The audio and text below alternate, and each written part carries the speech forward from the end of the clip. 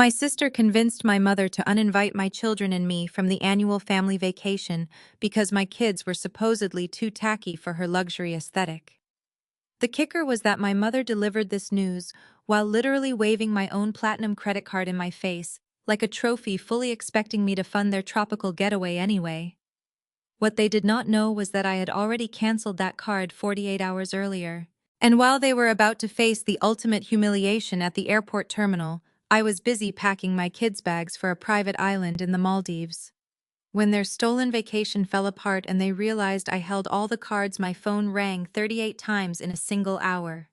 Before I continue this story, let me know where you are watching from in the comments below. Hit like and subscribe if you have ever had to teach an entitled family member a very expensive lesson. My name is Gemma. I am 34 years old and I work as the Global Partnerships Director for a luxury resort conglomerate. We are making a small adjustment to the Hawaii trip this year, Gemma. My mother, Patricia, announced, her voice dripping with that artificial sweetness she always used when she was about to do something completely underhanded. She sat at the head of her mahogany dining table, swirling a glass of expensive Merlot. I stared at her across the remains of our Sunday roast.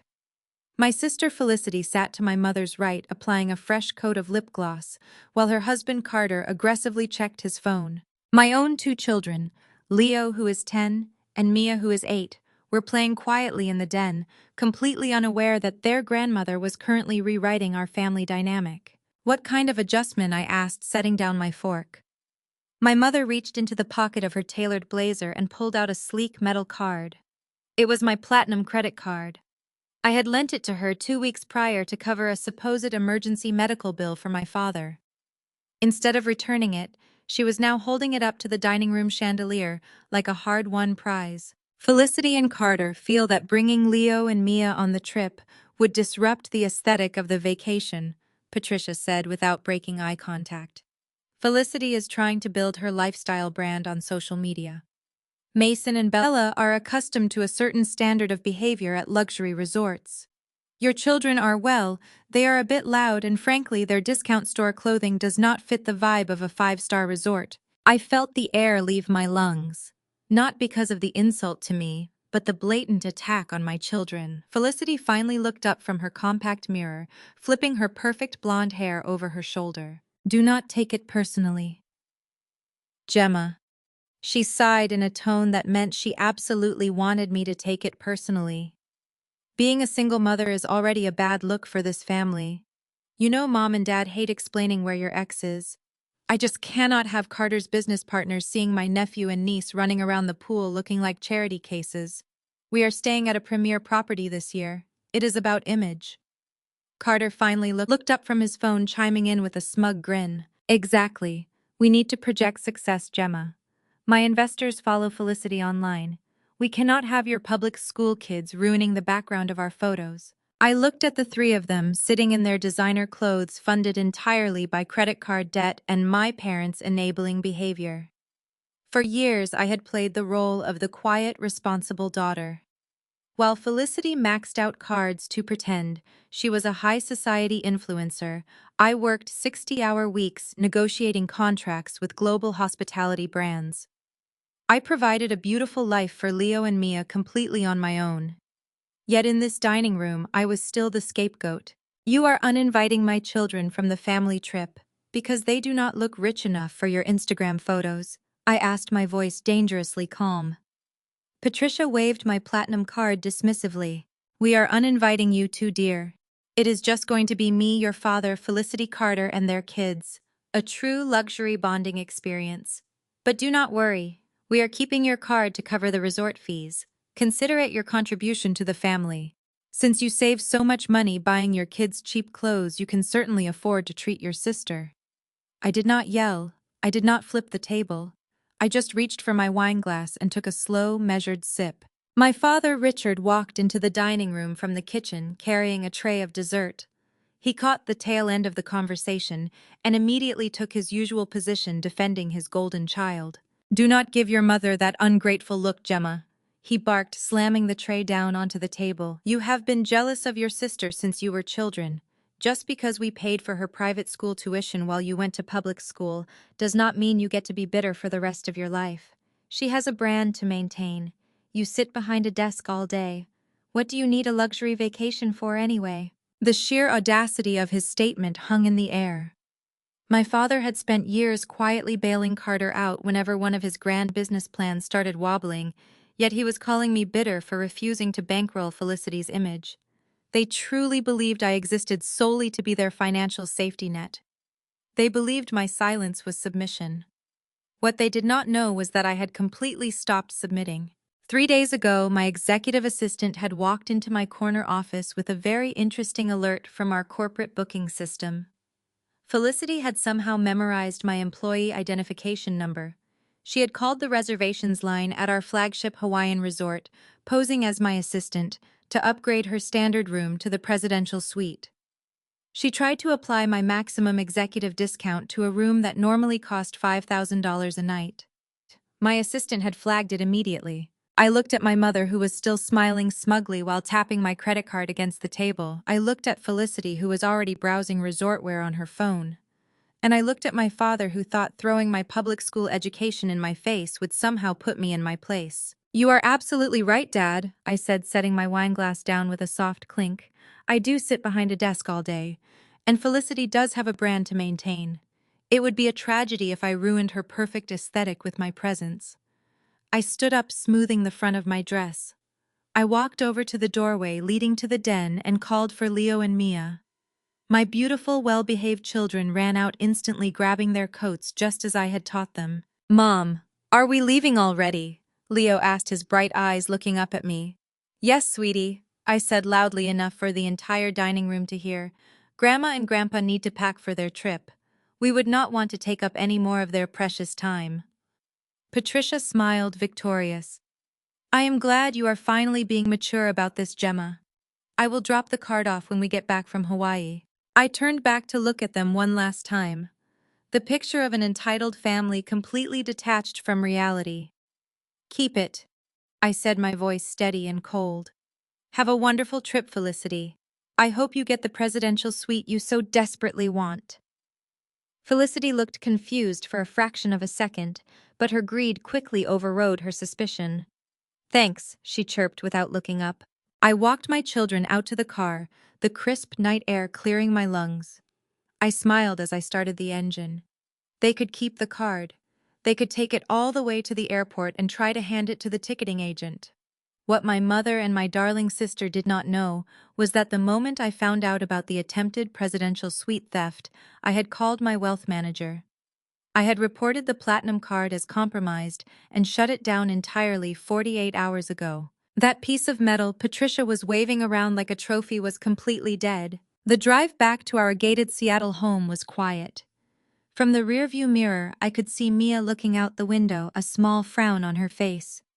"Mom, why did Aunt Felicity say we were not going to Hawaii?" Mia asked, her voice quiet.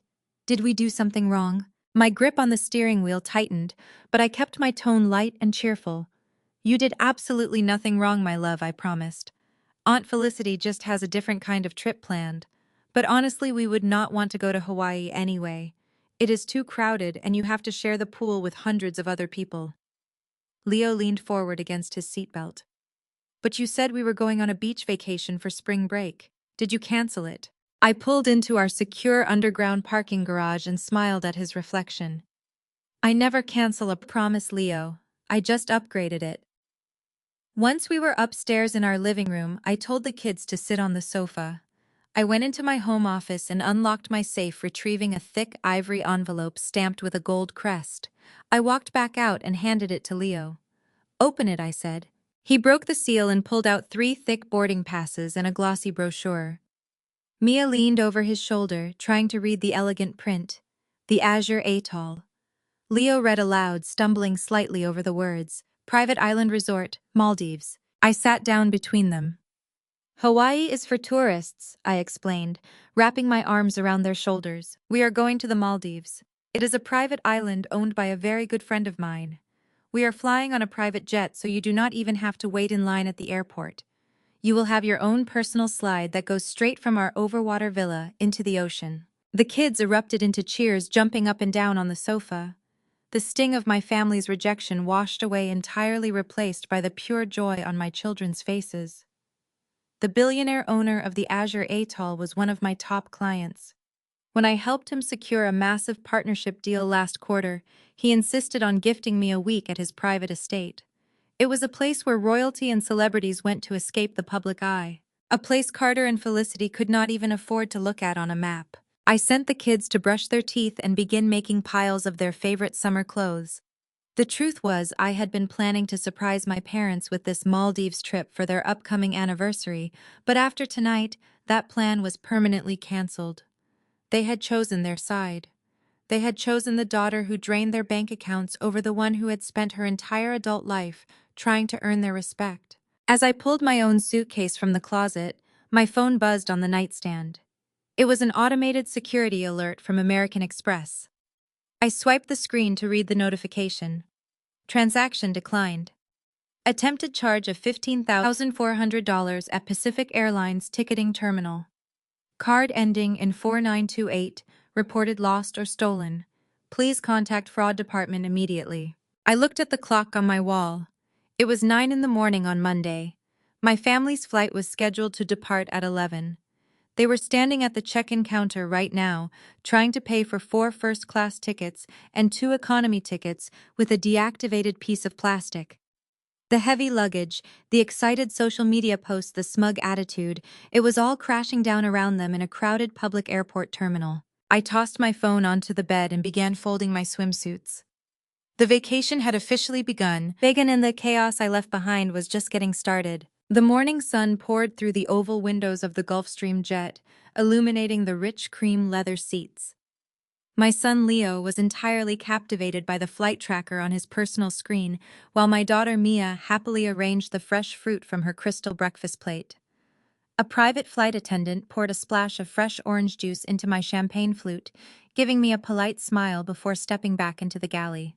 We were cruising smoothly above the clouds, leaving the cold city far behind us. My phone began to vibrate violently against the polished mahogany table. The screen lit up with an incoming call from Felicity. It was the 12th call in the span of 10 minutes. She had tried my personal number, my work number, and even attempted to call my ex-husband, who she thought might know where I was. I took a slow sip of my mimosa, savoring the sweet citrus flavor, before I finally swiped the green button to accept the call. "What the hell did you do with your credit card?" Felicity did not even bother saying hello. Her voice was a hysterical shriek that echoed through the phone speaker. I could hear the distinct, chaotic background noise of the Los Angeles International Airport terminal. Over the loudspeaker, a robotic voice was calling for final boarding on a flight to Honolulu. "Good morning to you too, Felicity," I replied, keeping my tone perfectly level. "I assume you are having trouble at the check-in counter." "Trouble?" Felicity screamed, her voice cracking. "The ticketing agent just humiliated us in front of the entire business class line." The machine declined the transaction, and when Carter tried to swipe it again, the agent said the card was flagged as stolen.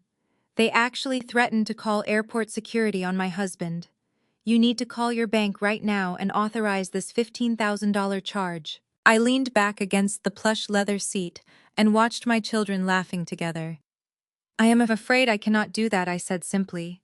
"I reported that card as compromised 2 days ago. You see, my assistant noticed a highly fraudulent attempt to book a $5,000 a night presidential suite using my corporate executive code. I had to take swift action to protect my finances." "You knew it was me," Felicity yelled. "Mom gave me that card. She said you were paying for the flights and the resort fees as your contribution to the family vacation. You have plenty of money from your corporate job. Carter is right in the middle of closing a massive real estate deal, and all our liquid assets are tied up in escrow. You know we need this trip for my social media engagement. My sponsors are expecting beach content by tomorrow morning. Your social media engagement is not my financial responsibility," I replied, my voice dropping to a glacial chill. "And let us be very clear about one thing. You and Mom stood in my dining room last night and told me my children were too tacky to be seen with your family. You uninvited a 10-year-old and an 8-year-old from a family vacation because their clothes did not fit your wealthy aesthetic. So tell me exactly why I have any obligation to pay for first-class tickets for high-class people like you. There was a moment of stunned silence on the other end of the line. For a second, I could only hear the murmurs of the angry passengers standing in line behind them. Then I heard Carter yelling in the background. His voice was frantic and pitched high with panic. "Tell her to transfer the cash directly," Carter was shouting. "My black cards are bouncing. The agent says they are over the limit. Felicity, make her wire the money right now. The people behind us are recording this on their phones." I smiled to myself. Carter always walked around in tailored suits acting like a Wall Street titan, but I knew the truth. His supposedly booming business was nothing but a house of cards built on predatory loans and my parents' retirement savings. He was currently standing at a ticket counter, sweating through his expensive shirt, unable to afford a single economy ticket, let alone a luxury Hawaiian vacation. "Gemma, you are ruining my life," Felicity sobbed, dropping her aggressive tone for a desperate whiny plea. "Mason and Bella are sitting on their suitcases crying. They want to go to the beach. You are being completely selfish. You are punishing my children because you are jealous of my marriage. Just transfer the funds. I promise Carter will pay you back next month when his deal closes." "Carter has never paid back a single cent he borrowed," I reminded her. "And as for your children crying, I suggest you explain to them that their mother tried to fund their luxury vacation with a stolen credit card. That sounds like a wonderful parenting moment for you." Suddenly there was a loud scuffling sound over the phone. Someone had snatched the device right out of Felicity's hand. "Gemma, listen to me right now." My mother Patricia had taken over the call. Her voice was shaking with an intense, furious rage. I could picture her perfectly. She was likely standing there in her wide-brimmed vacation hat and her designer sunglasses, gripping the phone like a weapon. "You are going to call your bank and clear this up, this very second," Patricia commanded, treating me exactly like a disobedient teenager. "You are humiliating your father and me in public. The ticketing agent is treating us like common criminals. We have a reputation to maintain." "Your reputation is not my concern, Mom," I answered, keeping my voice completely devoid of emotion. "You made your choice last night. You held my bank card like a trophy and smiled while you broke my children's hearts. You thought you could use my money to fund a trip you explicitly banned me from attending. Those days are over. You are on your own." "You selfish, ungrateful girl," Patricia hissed, venom dripping from every syllable. "I gave birth to you. I raised you. I clothed you and fed you for 18 years. You owe this family everything you have. You think because you have a fancy title at some hotel company, you can treat your own mother like trash. If you do not wire $15,000 to Carter right now, you are dead to me. Do you hear me, Gemma? I will wipe you from our family tree forever. You will never step foot in my house again." I held the phone slightly away from my ear, allowing her toxic words to echo in the quiet cabin of the private jet. 10 years ago, that threat would have sent me into a panic. I would have scrambled to apologize and drained my savings just to buy back her conditional love. But sitting here now, miles above the ocean, I felt absolutely nothing but a profound sense of freedom. "Is that a promise, Mom?" I asked, my voice steady and light. "Because it sounds like a reward." "How dare you?" Patricia gasped, completely taken aback by my lack of submission. "After everything we sacrificed for you." "Sacrificed." I repeated the word, tasting like ash in my mouth. "Let us talk about sacrifice. Do you remember the college trust fund Grandpa left for me? The $60,000 that mysteriously vanished the summer I turned 18. You sat at the kitchen table and cried, telling me the stock market had crashed and the account was wiped out. I spent the next 4 years working 3 different jobs just to pay my tuition. 2 weeks after you told me that lie, Felicity drove up in a brand new Porsche." The silence on the other end was deafening. I could hear the faint sound of airport announcements in the background, but my mother had completely stopped breathing. She never expected me to find out about the stolen money.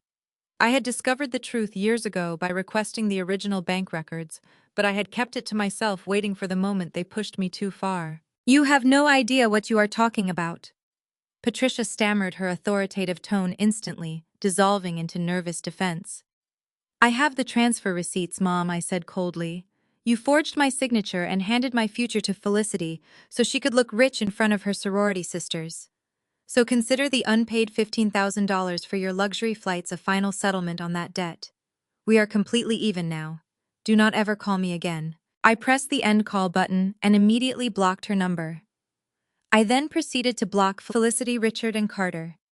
I took a deep breath, feeling a massive physical weight lift off my shoulders. I connected my phone to the jet's high-speed satellite internet and sent a quick text to a close contact of mine who worked as a senior terminal manager at Pacific Airlines. I asked him to discreetly check on the situation at the business class counter purely for corporate security reasons. 5 minutes later, he sent me a detailed reply that made me smile. According to my contact, Carter had spent 20 minutes sweating profusely while arguing with the ticketing agent. When he realized I was not going to wire the funds, he was forced to pull out his personal wallet. He had to split the cost across 4 different personal credit cards, praying none of them would decline. To save face and money, he could not afford the business class seats. I ended up purchasing 6 non-refundable economy tickets at the very back of the plane, right next to the lavatories. I could only imagine Felicity's absolute horror having to march her designer luggage past the first-class cabin she thought she deserved, dragging her spoiled children all the way to row 42. Curiosity got the better of me, so I opened the Facebook app on my phone. Sure enough, Felicity had already posted a dramatic update. There was a photo of her looking distressed in the airport terminal with Mason and Bella looking grumpy beside her. The caption read, "Heartbroken. My sister just sabotaged our annual family vacation out of pure jealousy and spite. She canceled the payment for our flights at the last minute, leaving my poor children crying at the airport. It is terrifying how toxic and selfish some people can be. Sending prayers for my family today." Within minutes, her fake high society friends were flooding the comments with sympathy, calling me a monster, and praising Felicity for her strength. I did not leave a comment. I did not defend myself. I simply locked my phone and turned my attention back to the spectacular view outside my window. Let her have her pity party on the internet. Reality was about to hit her much harder. 14 hours later, our Gulfstream touched down on a pristine private runway in the Maldives. The warm, tropical air enveloped us the moment we stepped off the plane. We were immediately greeted by the billionaire resort owner, one of my company's longtime hospitality partners, who owned the entire atoll. He was standing beside a sleek luxury yacht with a welcoming smile. The resort owner smiled as he shook my hand. "Gemma, it is so wonderful to finally host you and the kids. I have prepared the Grand Water Pavilion for your stay. You have complete privacy, a dedicated chef, and a marine biologist, ready to take Leo and Mia snorkeling whenever they wish." The kids were practically vibrating with excitement. As we boarded the yacht and sped across the crystal-clear turquoise water, heading toward a sprawling villa perched above the coral reef, I knew I had made the best decision of my life. This was true luxury. Meanwhile, half a world away, a very different scene was unfolding in Hawaii. Because of my position, I had access to operational updates from our resort properties worldwide. I had specifically contacted the general manager of the 5-star Hawaiian resort where my family was arriving. He reported through my division and knew the executive code involved had been flagged for unauthorized use. According to the general manager, my family dragged themselves into the grand lobby, looking absolutely miserable after their long, cramped flight in the back of economy. Felicity marched straight up to the VIP concierge desk, expecting to be treated like royalty. She slammed her passport on the marble counter and loudly announced that she was checking into the presidential suite under my corporate executive code. The general manager stepped out of his office and handled the situation personally. He greeted them with a perfectly polite, professional smile and pulled up their reservation. "I am terribly sorry, madam," the general manager informed her loudly enough for the surrounding guests to hear. "But the reservation code you provided is invalid. The system shows that the presidential suite upgrade has been canceled." Felicity slammed her hands on the counter. "That is impossible. I am an influencer and my sister is the global partnerships director for this entire company. She secured that suite for us. You need to fix this error immediately and send a bottle of champagne to the room for our inconvenience." The general manager did not blink. He simply turned the monitor toward her so she could see the screen. "I am fully aware of who Director Gemma is, madam. That is exactly why the code was flagged. Corporate policy explicitly states that executive discount codes can only be applied if the executive is physically present for the stay. Since Director Gemma is not checking in with you, the standard rack rate applies to this booking. Carter pushed his way to the front, his face pale and slick with nervous sweat. Fine, he snapped, trying to maintain his wealthy facade. How much is the standard rate? The general manager smiled pleasantly. For the presidential suite during peak spring break season, the rack rate is $25,000 per night. For your scheduled 7-night stay, the total will be $175,000 plus tax. Shall I run the card you have on file? Carter looked as if he had been physically punched in the stomach. He stared at the general manager, completely speechless. Patricia and Richard exchanged panicked glances, while Mason and Bella began whining loudly about being tired and hungry. "We are not paying that," Felicity shrieked, her face turning a vibrant shade of crimson. "Give us our original standard rooms then. The ones we had before the upgrade. Just give us the keys." "I am afraid those standard rooms were released back into inventory when you modified the booking to the suite," the general manager explained, his voice remaining perfectly calm. "The resort is currently at 98% capacity. We do have 2 garden view rooms available near the service elevators. The cost will be $1,200 per night per room. We will need an authorization hold of $16,800 for the week. Please present a valid credit card to proceed." Carter slowly reached into his wallet. The 4 credit cards he had used to buy the flights were completely maxed out. He handed the general manager a 5th card, a high-interest emergency credit line he kept hidden. The general manager ran the card through the terminal. The machine beeped a sharp negative sound. "Declined," the general manager announced. "Do you have another method of payment, sir?" Total chaos erupted in the lobby. Felicity began screaming at Carter, calling him a useless failure, while Carter yelled back that her obsession with looking rich was bankrupting them. Patricia tried to intervene, but the sheer humiliation of arguing about declined credit cards in the middle of a luxury resort lobby was too much for her. My phone, which was resting on the teakwood table of my private Maldivian villa, began to light up. I had blocked their numbers, but my mother had clearly borrowed a phone from a stranger or used a hotel line to try and reach me. The caller identification showed an unknown Hawaiian number. It rang once, then twice, then 5 times. Over the course of the next hour, that phone vibrated 38 times in rapid succession. They were stranded in the lobby with no rooms, no money, and nowhere to go. They were desperate for me to bail them out, to transfer funds to save them from the consequences of their own arrogance. I picked up the vibrating device and looked out toward the endless blue ocean. Leo and Mia were splashing in the gentle waves, laughing, as the resort owner showed them how to identify different types of tropical fish. The sun was warm on my skin, and the air smelled of sea salt and blooming orchids.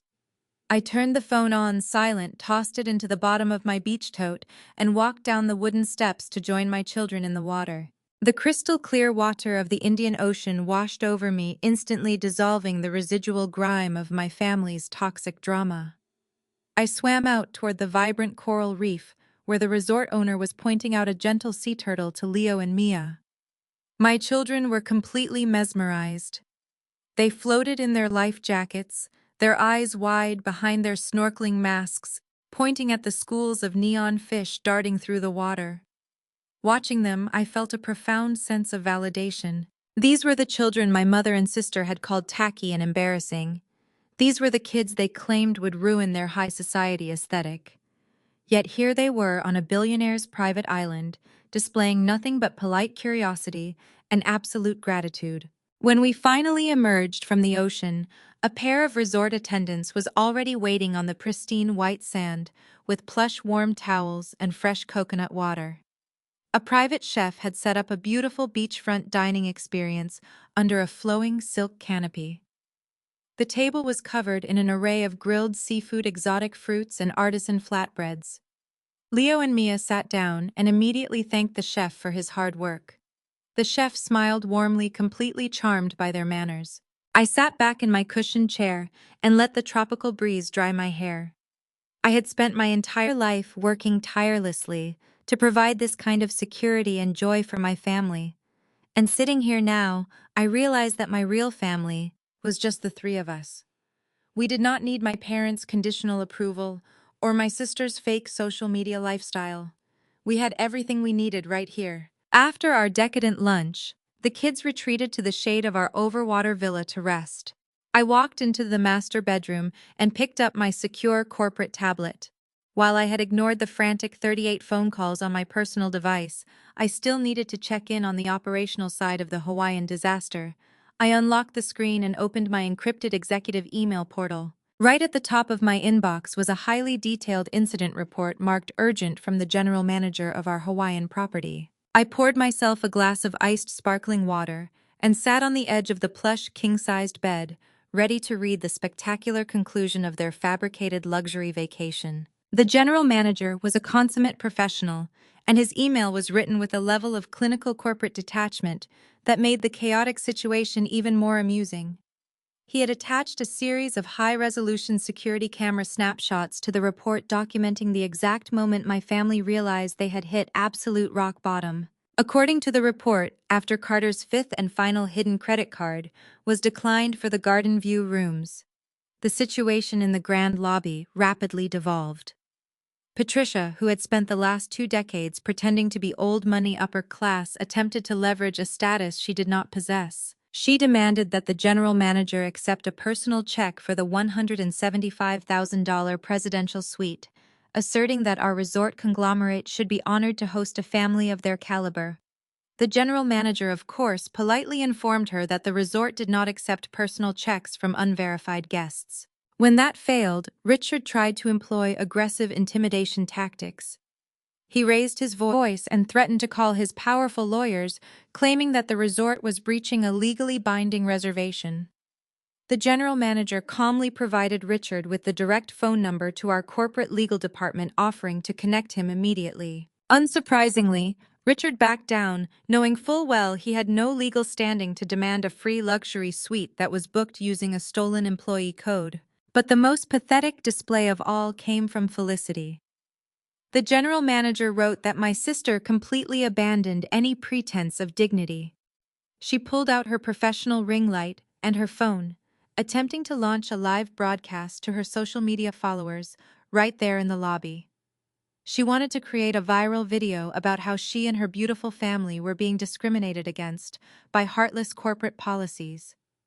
There was only one problem. The luxury resort offered complimentary high-speed internet exclusively to registered guests. Because they had no room and no valid payment method, Felicity could not connect to the network. Her cellular data was apparently throttled because her phone bill was unpaid, so her dramatic live stream failed to load entirely. The attached security photos were a masterpiece of poetic justice.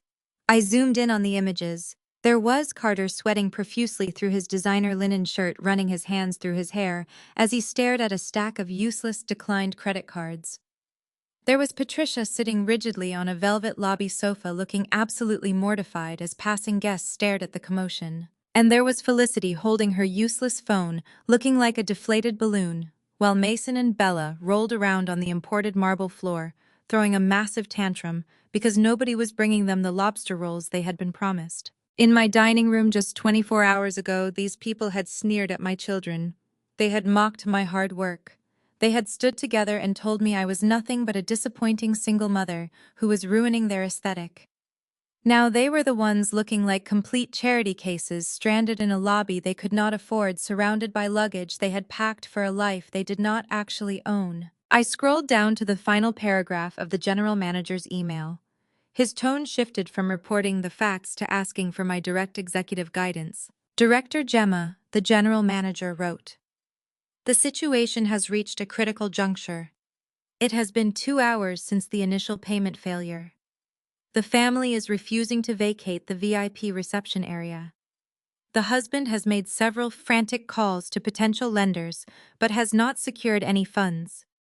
The 2 children are currently causing a significant disturbance and have already knocked over a decorative floral arrangement near the concierge desk. They have no money for accommodations and no funds for return flights, as their economy tickets were non-refundable.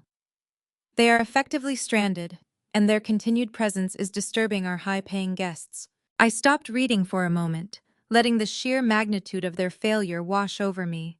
They were trapped thousands of miles away from home with zero financial safety net. I looked back down at the screen to read the general manager's final sentence. I am awaiting your executive authorization, Director. Shall I instruct the resort security team to physically escort them off the property? I stared at those words. The power to completely decimate them rested entirely at my fingertips. I could just imagine the look on my mother's face when uniformed security guards forced them to drag their heavy designer suitcases out into the humid Hawaiian heat with absolutely nowhere to go. It was the ultimate crossroad between heaven and hell. Here I was lounging in unparalleled billionaire luxury, while they were moments away from being thrown onto the street like vagrants. I tapped my manicured fingernail against the edge of the tablet, a slow smile spreading across my face as I began to type my official response. My response was simple. I did not want them physically dragged out by security just yet. That would be too quick a release from the pressure cooker they had built for themselves. I wanted them to feel the crushing weight of their own inadequacy. I instructed the general manager to present them with the final ultimatum. They were to be given the choice to either pay the full rack rate immediately or vacate the premises on their own accord. I hit send, asked him to document every step through the resort incident system, and waited for the next operational update instead of repeating the decision I had already made. I pulled up the high-definition feed for the grand lobby and cast it to the large flat-screen television in my Maldivian villa. It felt like watching a silent movie where the villains finally get cornered. The camera angle provided a perfect, unobstructed view of the VIP reception desk. Felicity was in the middle of a full-blown meltdown. Her arms were flailing wildly as she pointed her finger aggressively at the front desk staff. I could practically read her lips as she demanded to speak to the highest-level manager in the building. She wanted someone who could override the system, someone who would bow down to her supposed influencer status, and give her the five-star treatment she felt entitled to. Right on cue. The general manager stepped out of the back office. He walked toward the desk with the crisp, perfect posture of a seasoned hospitality executive. He did not look intimidated. He looked entirely unimpressed. From my screen I watched as Felicity puffed out her chest, undoubtedly launching into a tirade about how her sister was going to fire everyone in the building. The general manager stood there calmly, letting her exhaust her vocal cords. When she finally ran out of breath, the general manager leaned forward slightly, resting his hands on the polished marble counter. Though I could not hear the audio, I knew exactly what he was saying because I had written the script. I was coldly informing her that the executive discount code belonged exclusively to Director Gemma. He was stating that because I was not physically present to verify the booking, the corporate courtesy was completely null and void. I was giving them their final two options. They could hand over a valid credit card, capable of absorbing a $25,000 per night hold, or they could gather their belongings and immediately exit the property. The physical transformation of the people on my screen was a masterpiece. Carter, who had been trying to maintain his aggressive Wall Street persona, suddenly looked as though all the blood had been drained from his body. His face went stark white. He physically took a step back from the counter, his shoulders slumping in absolute defeat. He knew he could not produce $25,000. He could not even produce $2,000. His entire financial facade had been shattered in the middle of a crowded lobby. Patricia and Richard stood paralyzed behind them. My mother clutched her designer handbag against her chest, her mouth hanging slightly open in shock. She turned to Carter, waiting for him to produce a magical black card to save them from this indignity. But Carter just shook his head and looked at the floor. The realization hit them all simultaneously. They were broke. They were stranded. And the daughter they had discarded was the only one holding the keys to their survival. My personal cell phone suddenly lit up on the teakwood side table. The screen displayed an incoming call from Patricia. She had clearly abandoned her pride and realized that she needed to beg. I let the phone ring, watching the screen flash until the call rolled over to voicemail. 10 seconds later it lit up again. Then again. Then again. I picked up the device and watched the missed call notifications stack up in rapid succession. She was calling back-to-back, leaving frantic voicemails that I had no intention of listening to.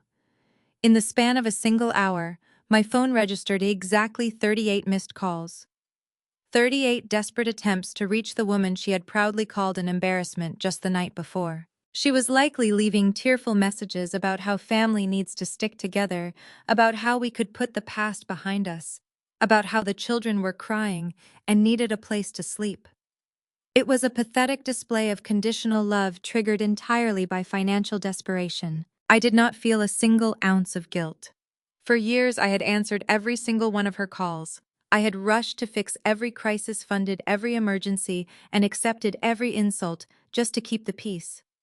But the peace was always an illusion built on my silent suffering. I walked over to the sliding glass doors that opened onto my private deck. The Maldivian sun was shining brightly, reflecting off the pristine turquoise water. Leo and Mia were already wearing their scuba gear, waving at me from the edge of the wooden platform where the resort owner had docked a small diving boat for our afternoon excursion. "Mom, hurry up," Leo shouted, his voice carrying over the gentle sound of the waves. "The guide says we might see manta rays today." "I am coming, sweetheart," I called back. I looked down at the phone in my hand. It began to vibrate aggressively, yet again the screen flashing Patricia's name in bright letters. I did not block her number this time. I wanted her to hear the agonizing, endless ringing. I wanted her to sit in that Hawaiian lobby surrounded by the consequences of her own arrogance, listening to the tone, until she finally understood that I was never coming to save her again. I walked over to a plush white lounge chair and set the phone face up on the cushion. I left it there, vibrating violently against the fabric, a frantic tether to a toxic world I no longer inhabited.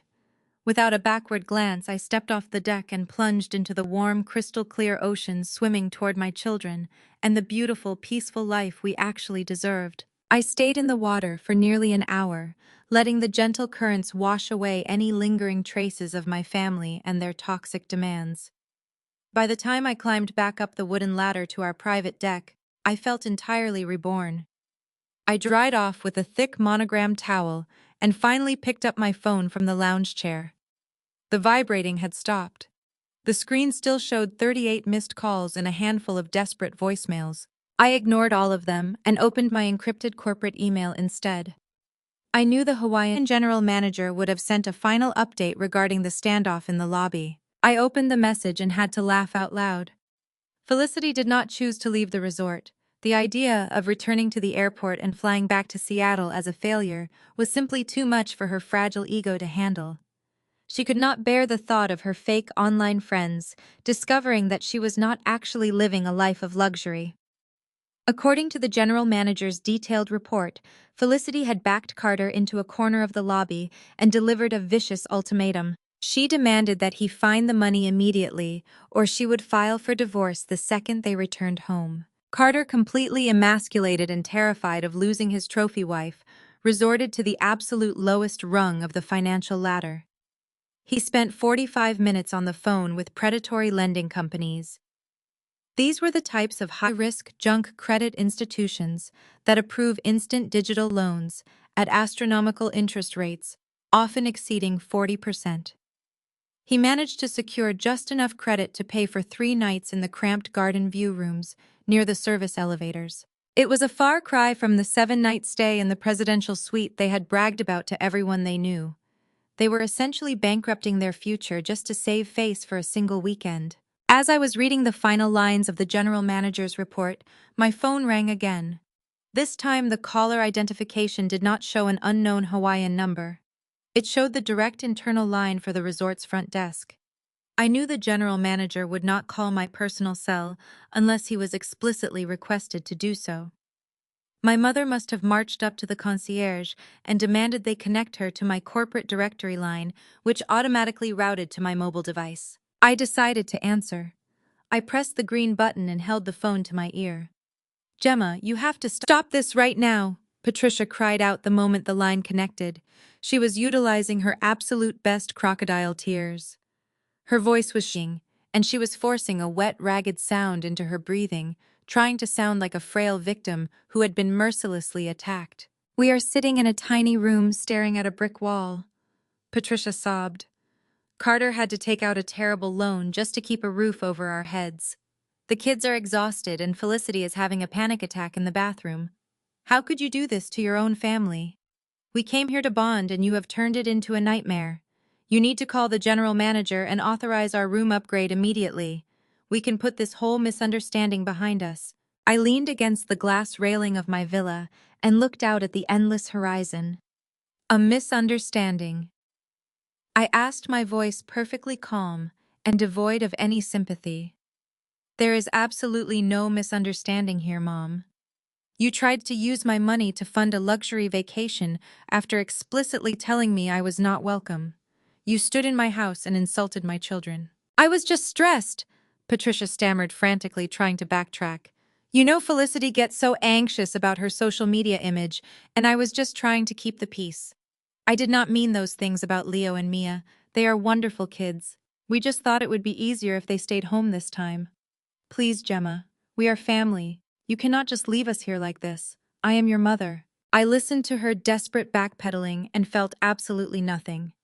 The woman on the other end of the line had spent my entire life putting my sister's vanity above my well-being. She had stolen my college fund to buy Felicity a sports car. She had called my children tacky and unrefined. Now she was begging for my financial grace simply because her favorite daughter wanted to look rich on the internet. I am not leaving you anywhere, Mom, I replied, my tone dropping to a cold clinical register. You chose to go to Hawaii.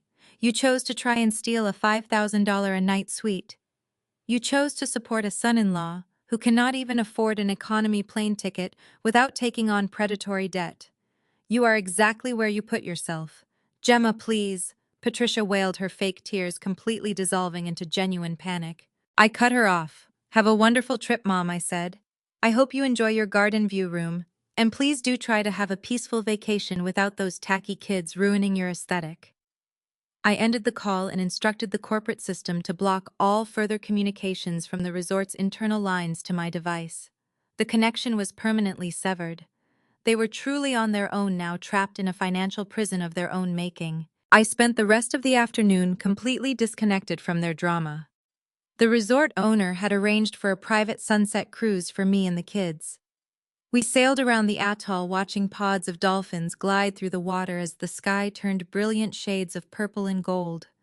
Leo and Mia sat at the bow of the yacht, drinking sparkling apple cider and laughing as the warm sea spray caught their faces. It was a perfect, flawless evening. When we finally returned to our villa after a decadent dinner, I settled onto the plush sofa and casually opened my social media applications. I was genuinely curious to see how Felicity was spinning her spectacular downfall. It did not take long to find out. Felicity had uploaded a massive photo carousel to her profile. The pictures were heavily filtered and meticulously cropped to hide the reality of her situation. She had clearly dragged her exhausted children down to the resort's main pool during the brief window when the sun was shining. The photos showed Felicity posing in a designer swimsuit with a forced, rigid smile on her face. Mason and Bella were positioned next to her holding expensive tropical drinks, but their eyes looked red and miserable. She had completely cropped out the main hotel building, carefully avoiding any shots that would reveal they were nowhere near the VIP oceanfront suites. But it was the caption that truly highlighted her absolute delusion. Living my absolute best life in paradise, Felicity wrote, adding several tropical emojis. There is nothing more important than protecting your peace and surrounding yourself with high-value energy. It is honestly so sad when certain toxic family members try to ruin your happiness just because they are jealous. Some people simply do not have the funds or the class to travel, so they sit at home and try to sabotage those of us who are actually out here thriving. But we refuse to let bitter people bring down our luxury vibe. Cheers to being blessed and highly favored. I read the caption twice, a genuine laugh escaping my lips. She was literally drowning in predatory high-interest debt, sleeping in a budget room next to a service elevator, and relying on maxed-out credit cards to buy poolside cocktails. Yet she was still trying to convince her online audience that I was a bitter, jealous woman sitting at home in the cold. She was using her platform to paint me as a toxic saboteur who could not afford to travel. She thought she had won the public relations war. She thought she could control the narrative by posting a few heavily edited photos and a passive-aggressive caption. She had no idea that she had just handed me the perfect opportunity to destroy her entire fake reality with a single devastating move. I locked my phone and smiled in the quiet luxury of my overwater villa. The game was far from over. In fact, it was time for my next move. I woke up the following morning with a clear strategy forming in my mind. The Maldivian sun was already high in the sky, casting brilliant reflections across the gentle waves beneath our overwater villa. I stepped out onto the deck with a cup of freshly brewed espresso and took a deep breath of the warm tropical air. I did not feel angry or bitter. I felt completely in control. Felicity had fired her best shot by trying to assassinate my character on the internet. She thought she could control the narrative by playing the victim and calling me a jealous saboteur. She was about to learn a very hard lesson about playing games with someone who actually holds all the cards. The resort owner had arranged something special for our lunch that day. He sent his private yacht to pick us up from our villa and transport us to a secluded sandbank located on the far edge of the atoll. When we arrived, the setup was nothing short of spectacular. A custom grill had been placed on the pristine white sand, surrounded by plush floor cushions and a low dining table carved from reclaimed driftwood. The resort owner, a man whose face frequently graced the covers of international business and financial magazines, was standing barefoot in the sand, wearing a casual linen shirt. He was personally turning massive lobster tails and thick cuts of Wagyu beef on the open flame. Leo and Mia were standing right next to him, laughing hysterically, as he told them a story about a stubborn pelican that lived near the reef. My children were wearing elegant, lightweight resort wear that the boutique staff had gifted them upon our arrival. They looked radiant, happy, and entirely at home in this environment. They did not look like the tacky embarrassments my mother and sister had cruelly claimed them to be. I pulled my phone out of my woven beach bag. I framed the shot perfectly. I made sure to capture the brilliant cyan ocean in the background, the incredible spread of gourmet food on the grill, and most importantly, the highly recognizable face of my billionaire host, laughing with my two beautiful children. It was a candid, authentic moment that screamed a level of wealth and access that Felicity could only ever dream of faking. I did not write a long paragraph defending myself against my sister's lies. I did not mention her name, her ridiculous Hawaiian disaster, or her stolen credit card attempt. When you hold absolute power, you do not need to explain yourself to the audience. You just let the reality speak for itself. I uploaded the photo to my social media profiles. The caption I typed was simple and sharp. Nothing beats a private island barbecue with my absolute favorite people. Thank you to our wonderful host for the ultimate spring break escape. So incredibly blessed to share this exclusive paradise with my children. I added the location tag marking it clearly as the Azure Atoll Private Island Maldives. For good measure, I tagged the resort owner's official public business account, since he had already given me full permission to share our vacation moments. I hit the post button, watched the loading bar complete its cycle, and then powered my phone completely off.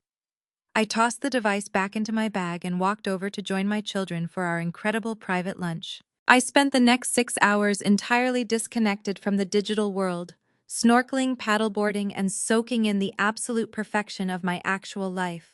When we finally returned to our grand water pavilion late that afternoon, I decided it was time to check the fallout.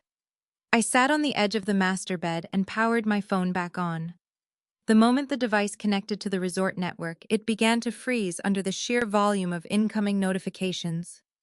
The alert counter on my social media application was climbing so fast it looked like a stopwatch. The post had absolutely exploded. Because I had tagged the resort owner, the platform's algorithm had pushed my photo far beyond my usual professional network. Business leaders, hospitality executives, and luxury travel enthusiasts were liking and sharing the image.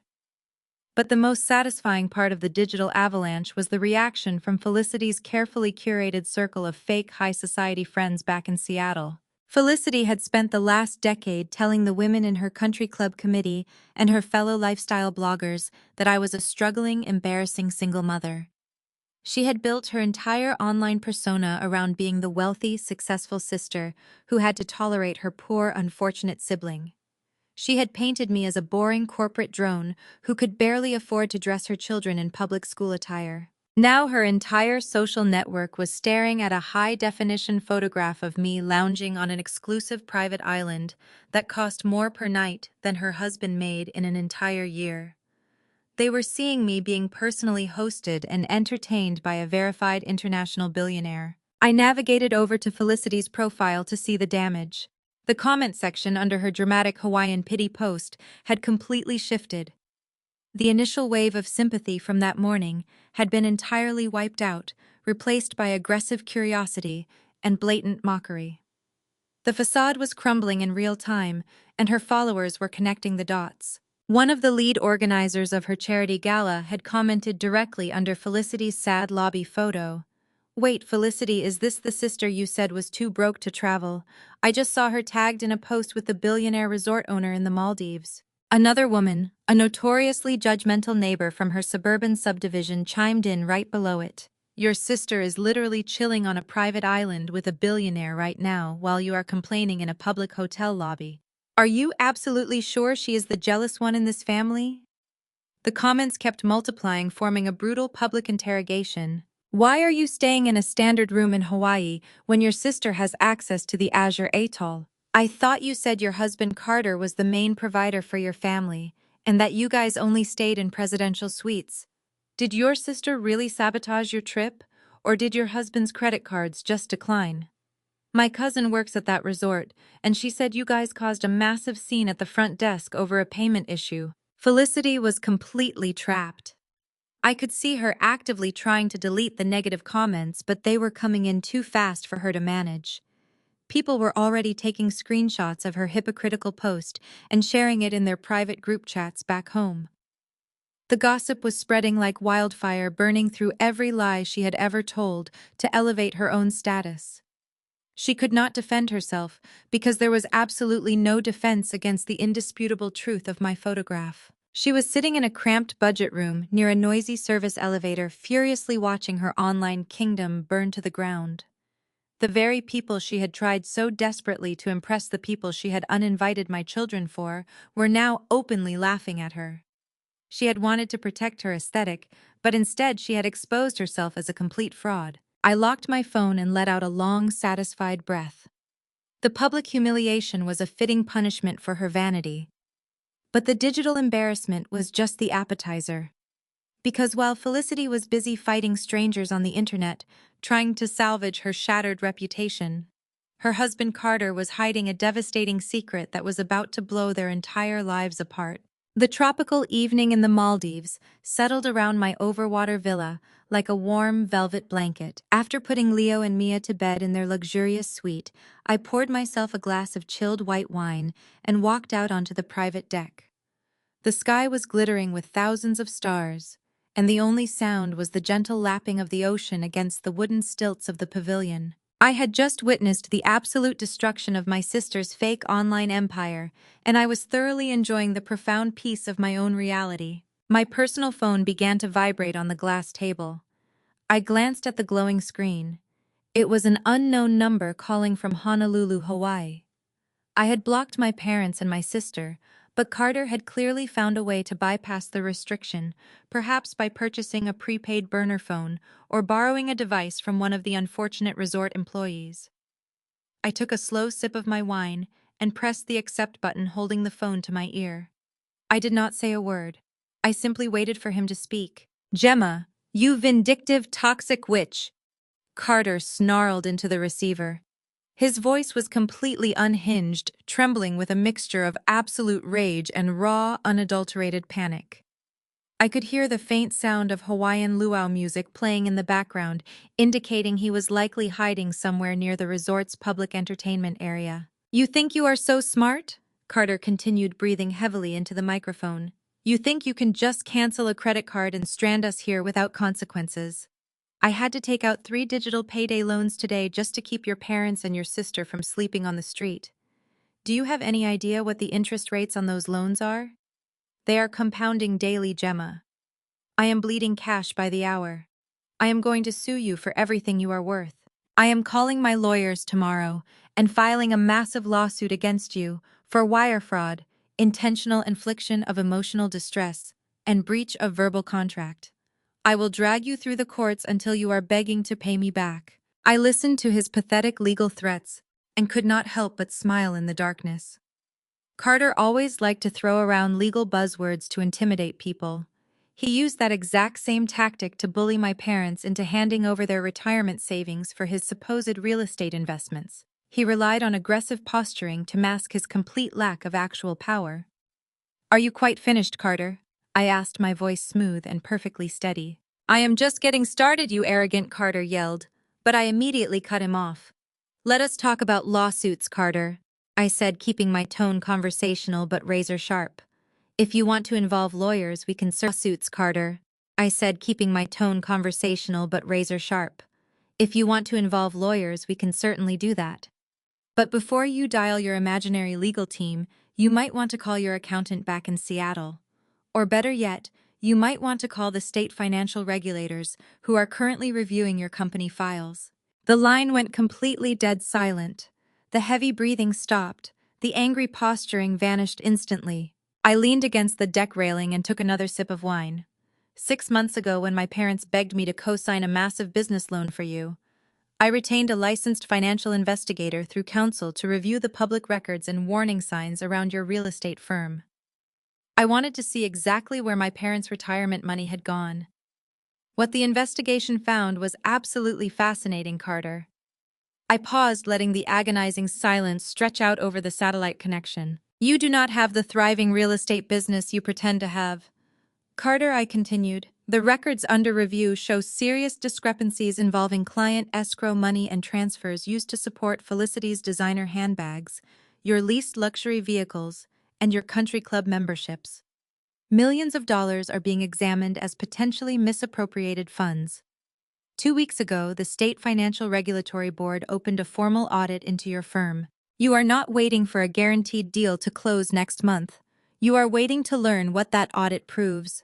"Gemma, please," Carter whispered, his voice cracking.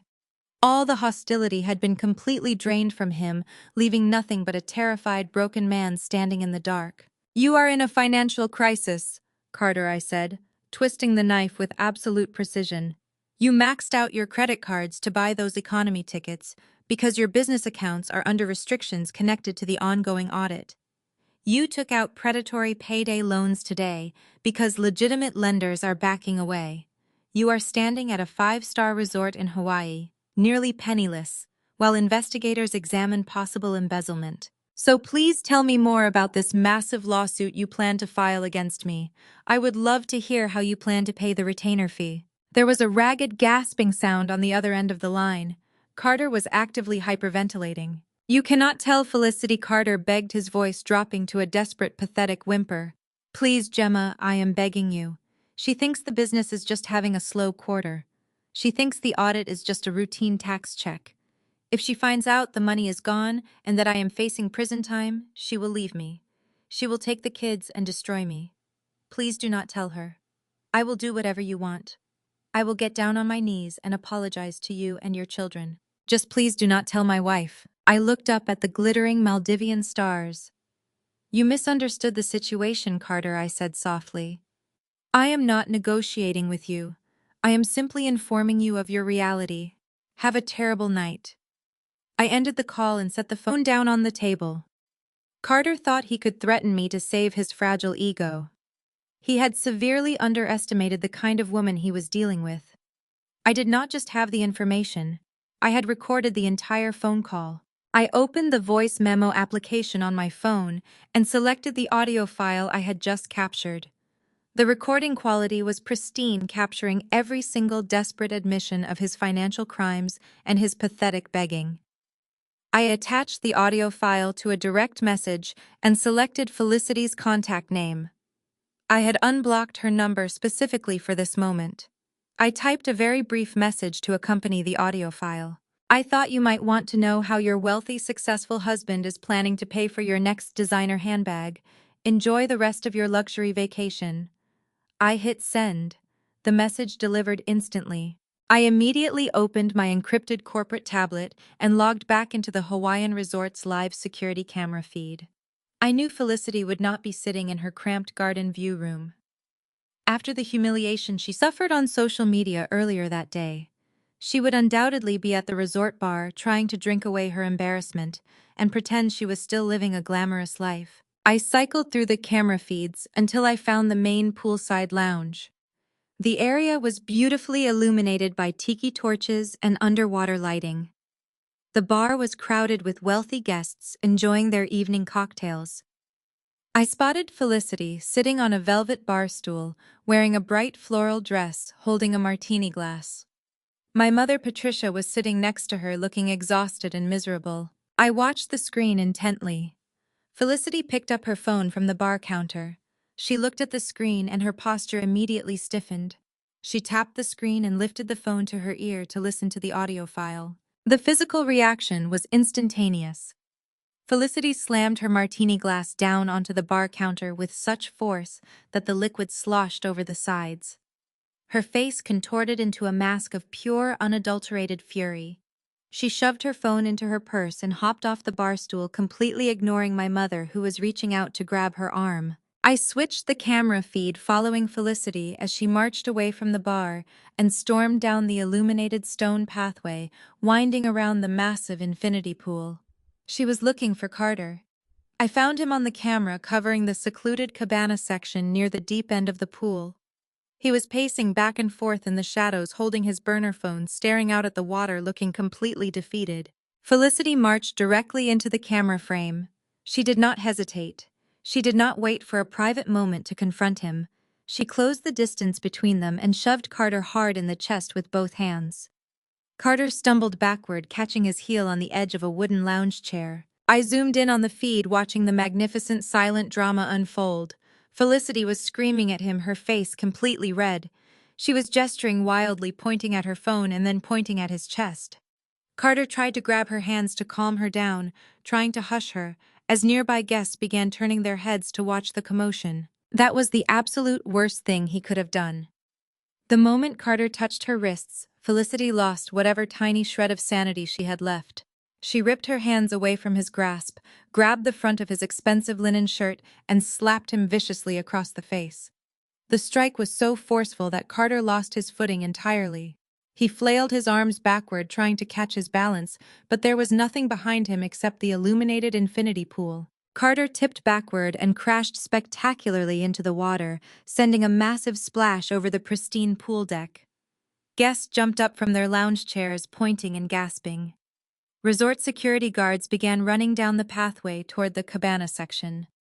Felicity stood at the edge of the pool, screaming down at her soaking wet, humiliated husband, who was thrashing in the water, ruining his tailored clothes and his entire fake billionaire persona. I sat back on my deck in the Maldives and let out a soft, genuine laugh. Carter was exposed as a criminal. Felicity was publicly humiliated and entirely broke. My parents were trapped on an island with a family that was currently tearing itself to shreds.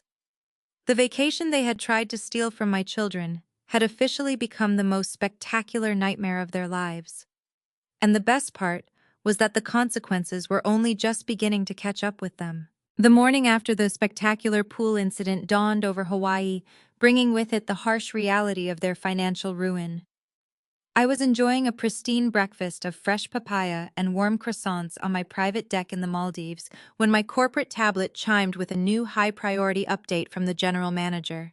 The subject line simply read, "Garden View Room Disturbance." I poured myself another cup of rich, dark coffee and settled into the plush cushions, ready to read the latest chapter of their spectacular downfall. The walls in the budget wing of the resort were notably thinner than those in the luxury suites.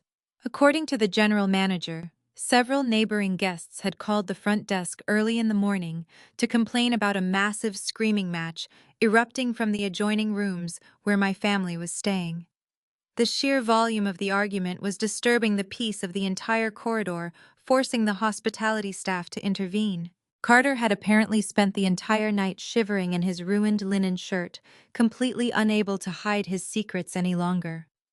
Cornered by a furious Felicity and my demanding parents, he was finally forced to confess the absolute truth. He stood in that cramped budget space and admitted that his real estate empire was a complete fabrication. He told Richard and Patricia that the hundreds of thousands of dollars they had handed over from their retirement accounts were completely gone. The money was gone, and the disputed transfers were now being examined in the ongoing audit back in Seattle. I could vividly imagine the scene unfolding. Richard, a man who had spent his entire life looking down his nose at people who worked honest jobs, completely lost his mind. The general manager noted in his report that resort security had to be dispatched to the hallway just to stand by because Richard was screaming so loudly he sounded like he was going to physically attack Carter. My father was shouting about how he had trusted his golden son-in-law, how he had secretly remortgaged his house to fund Carter's fake business, and how he was now facing his senior years with absolutely zero financial safety net. He called Carter a worthless parasite, completely ignoring the fact that he himself had treated me like a financial safety net for years. Patricia, the woman who had proudly waved my credit card in my face just days ago, was experiencing a full psychological collapse. The illusion of her high-class life was disintegrating right in front of her eyes. Instead of comforting her favorite daughter, Patricia turned entirely against her. She started shrieking at Felicity, calling her a foolish, naive girl for marrying a criminal. She blamed Felicity for pushing Carter to spend money they did not have just to maintain a fake image on the internet. Felicity screamed right back, her voice hoarse and frantic. She blamed Patricia for raising her to care only about money and status. She yelled that if Patricia had not placed so much pressure on her to be the wealthy, successful golden child, she would not be in this situation. The perfect family dynamic, the one they had weaponized to exclude me and my children, was violently tearing itself to shreds over a lack of cash. They were exposing their true colors, proving that their supposed love was entirely conditional on financial performance. Then came the absolute breaking point regarding the golden grandchildren. Mason and Bella waking up in a tiny room without the ocean view. They were promised, decided they were hungry. Accustomed to being treated like absolute royalty, they picked up the hotel room phone and attempted to order an extravagant room service breakfast. Mason demanded 2 orders of lobster Benedict, while Bella insisted on imported Belgian waffles and fresh exotic fruit platters. When the room service operator politely informed them that their room had no credit card on file for incidental charges and that the order could not be processed, the children threw a massive tantrum. They began stomping their feet and screaming at the top of their lungs, demanding their luxury breakfast. They whined that they hated this cheap room and wanted to go to the big suite they were promised. In the past, Patricia would have immediately rushed to soothe them. She would have found a way to blame someone else for their disappointment. She would have coddled them and promised to buy them whatever they desired. But sitting in that room, stripped of her wealth and facing a future of complete poverty, Patricia finally snapped. She turned on the golden grandchildren with a level of viciousness she usually reserved strictly for me. "Shut up, you spoiled, miserable brats!" Patricia screamed at them, her voice carrying clearly into the hotel hallway where security recorded the incident. "We have no money. Your father is a criminal and we are entirely broke. Do you understand me? There is no lobster. There is no luxury vacation. You are going to sit down and shut your mouths right now before I give you a real reason to cry." The general manager reported that the children were so stunned by their grandmother's outburst that they instantly fell silent. The entire foundation of their entitled existence had been cracked.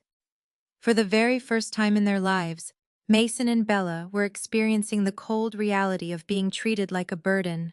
It was exactly the way my mother had always treated my own children. The protective bubble of favoritism had burst, leaving them exposed to Patricia's toxic conditional affection. I took a slow sip of my coffee, feeling a deep, profound sense of justice. They had built a family culture entirely around superficial wealth and fake prestige. Now that the wealth was proven false, they had nothing holding them together but resentment, panic, and mutual hatred. They were trapped in a cage of their own making, turning on each other like starved animals. But the morning was about to get significantly worse for them. As the screaming match in the garden view room began to subside into exhausted sobbing, a completely different crisis was unfolding at the resort's financial desk in the main lobby. Carter, in his desperate panic the night before, had utilized a highly predatory digital loan company to secure the $16,800 authorization hold for the rooms. He thought he had outsmarted the system by securing emergency digital funds. However, the emergency line was already stretched to its limit. When the resort attempted another authorization, the added hold pushed the account beyond its remaining credit, and the lender declined the transaction. The general manager watched as the resort's payment gateway flashed a bright red error message.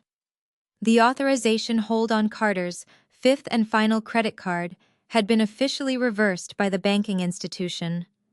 The card was now reporting as completely over the limit and invalid. They did not even have the funds to cover the budget rooms they were currently occupying.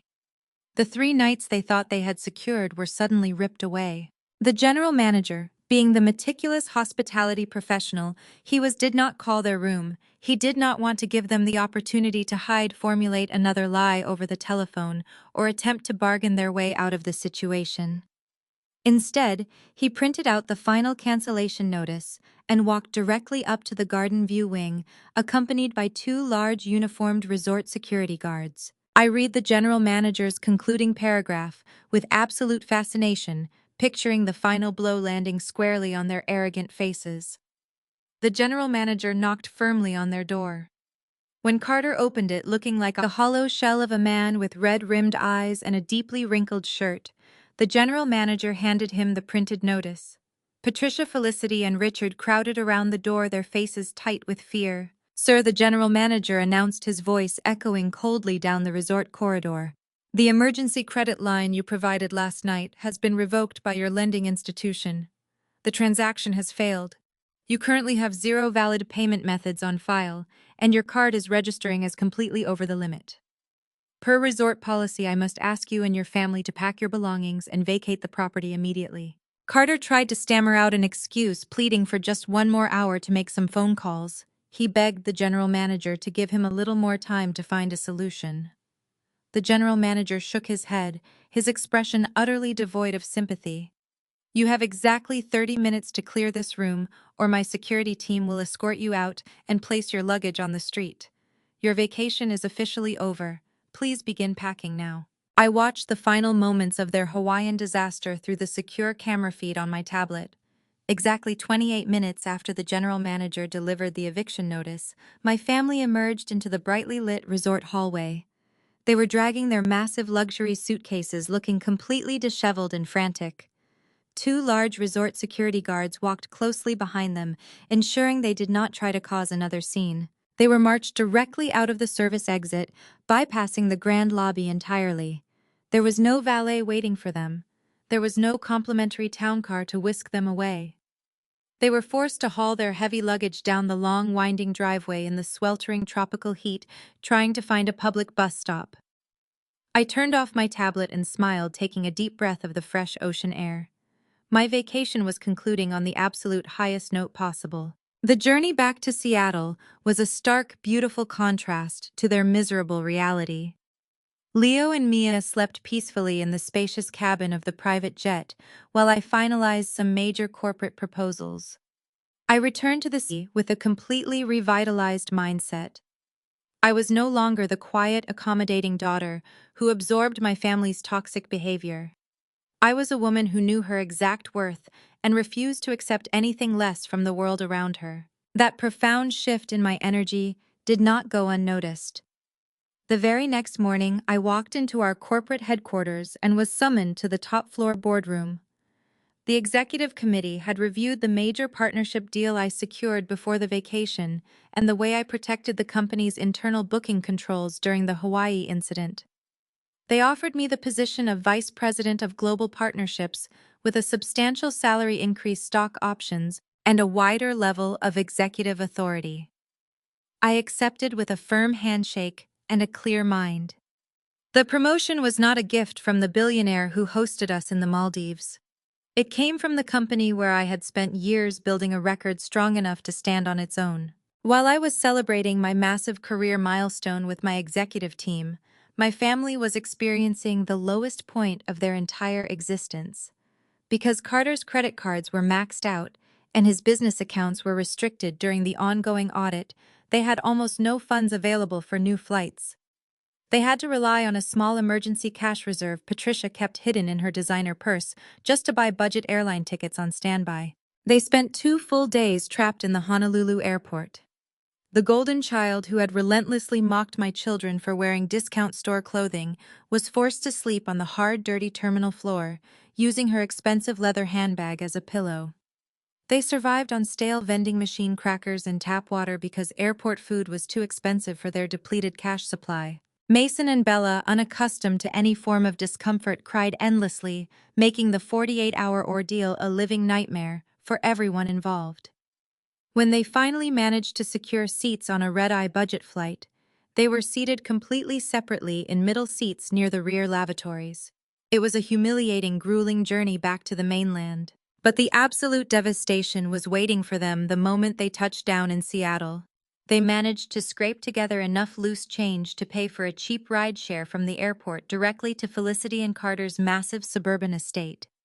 They were exhausted, hungry, and desperate for the comfort of their own beds. But as the car pulled into the sweeping driveway, the brutal reality of Carter's financial crimes slapped them right in the face. The towering iron gates of the property were chained shut. A bright notice on the front entrance stated that access had been suspended by the secured lender, while Carter's business debts and property obligations were being reviewed. The luxury vehicles Carter used to lease to Project Wealth were completely gone, reclaimed after missed payments. But the most jarring sight was the front lawn. A property contractor had removed Carter's personal effects from the secured premises and stacked tagged boxes and black bags near the gate for collection. His tailored suits, imported shoes, and boxes of designer watches sat outside like discarded props after a stage show had ended. To Felicity, it looked exactly like her entire fake life had been dumped onto the grass. Felicity stepped out of the rideshare and stared at the ruins of her fake high society life. The carefully curated aesthetic she had built her entire online persona around was completely annihilated. She realized in that exact moment that she was married to a broke criminal and that she had absolutely no money to her name. She turned on Carter right there on the sidewalk. She began screaming at him, hitting his chest and cursing him for ruining her life. Carter did not even try to defend himself. He just stood there looking at his dumped belongings, a hollow, broken shell of the arrogant man he used to be. Patricia and Richard stood by, paralyzed with fear. They knew that if Carter was entirely bankrupt, the hundreds of thousands of dollars they had given him from their retirement accounts were gone forever. They were just as destitute as he was. Panic set in immediately. With Carter's house inaccessible, they had nowhere comfortable to go. They could not return safely to my parents' house because it was already under severe foreclosure pressure from the secondary mortgages they had taken out to fund Carter's fake business. They stood on the sidewalk surrounded by garbage bags with almost no money, no shelter, and no easy options. Except for one. They remembered that I had just returned from my vacation. They remembered my spacious, beautiful estate located in one of the most secure gated communities in Seattle. In their deeply flawed, twisted logic, they truly believed that despite everything they had done to me, I would somehow still fulfill my role as their ultimate financial safety net. They believed that family loyalty would force me to open my doors and absorb their massive, catastrophic mess. I was sitting in my sunlit home office reviewing my new vice president contracts when my phone buzzed with an urgent security alert. My custom home security application flashed a bright red warning on the screen, indicating a disturbance at the main community gate. I tapped the notification and opened the live video feed from the high-definition camera mounted at the entrance of my property. I leaned back in my ergonomic desk chair and watched the screen with absolute cold fascination. My parents, Felicity and Carter, were standing outside the heavy wrought iron gates of my estate. They looked like absolute vagrants. Their clothes were wrinkled and stained from their days sleeping on the airport floor. Their faces were red and twisted with desperate, furious panic. Patricia was violently pressing the intercom button, slamming her fist against the metal call box. I could hear her shrill, demanding voice transmitting clearly through the outdoor microphone. "Gemma, open these gates right now!" Patricia screamed into the speaker, her voice cracking with desperation. "We know you are in there. Carter lost the house and we have nowhere else to go. You need to let us in immediately. We are your family. You have a responsibility to help us. Open this gate right now." Felicity pushed her way to the intercom, her face streaked with old mascara and fresh tears.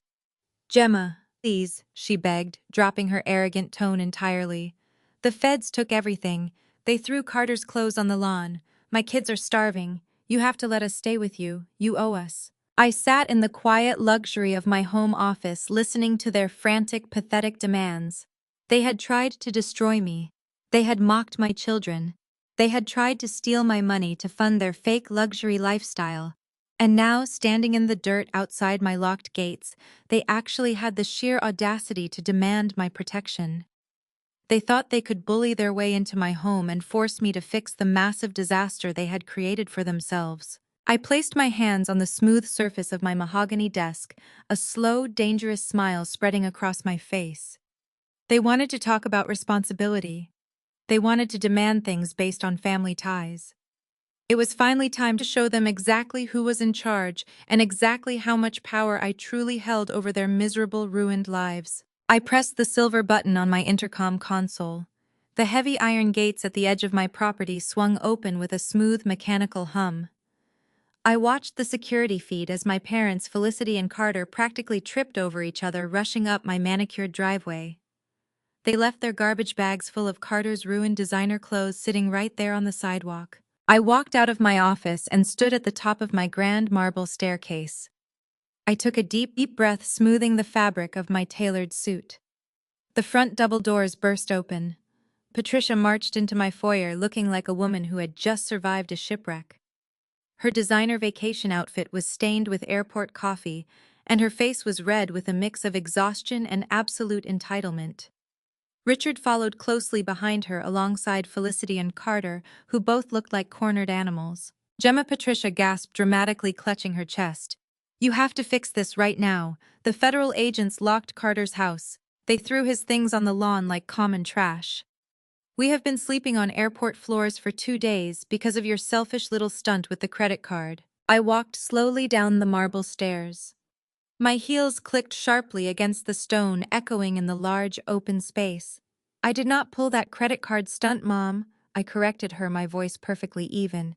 "You tried to commit fraud. I simply stopped you." Richard stepped forward, his face twisting into a scowl.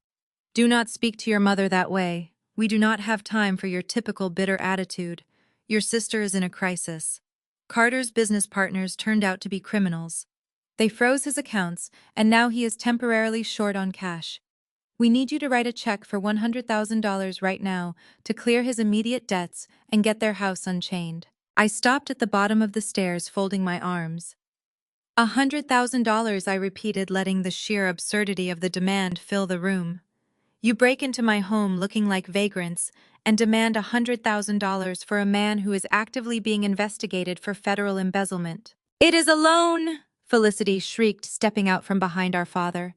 "You have millions of dollars, Gemma. I saw your post with the resort owner.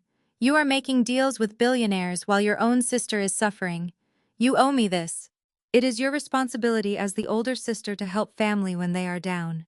You have to pay this money or Carter will go to jail." "My responsibility?" I asked, tilting my head. "That is a fascinating word choice, Felicity. Was it my responsibility to stay quiet when Mom drained my college trust fund to buy your sports car?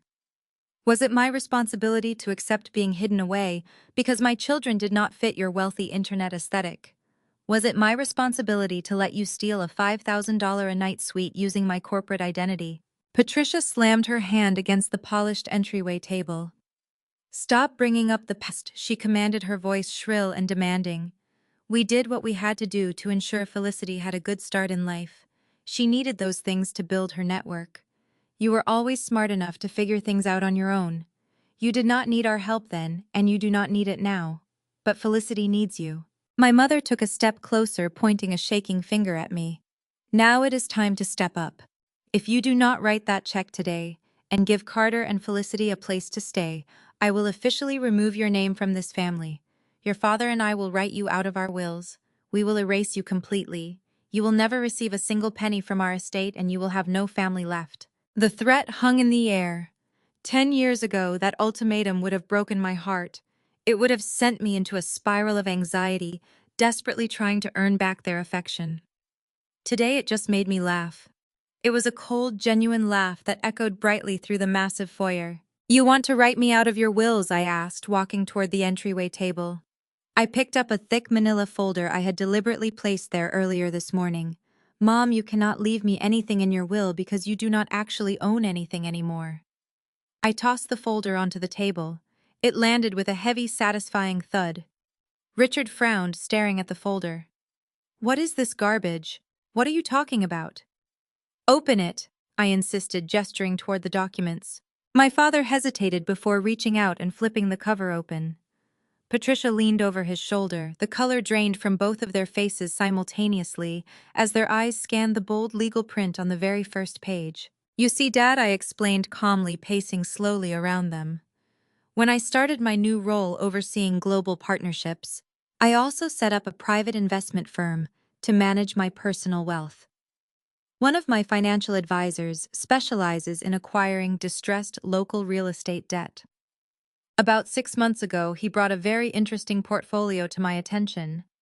I paused, watching Richard flip frantically through the pages, his hands trembling violently. You and Mom wanted to play the role of wealthy investors so badly. I continued, my voice dropping to a dangerous whisper. You secretly took out 2 massive secondary mortgages on your house to funnel cash into Carter's fake real estate business. You thought he was going to make you millionaires overnight. But Carter stopped making the interest payments on those loans 3 months ago. Your bank classified your mortgages as toxic debt.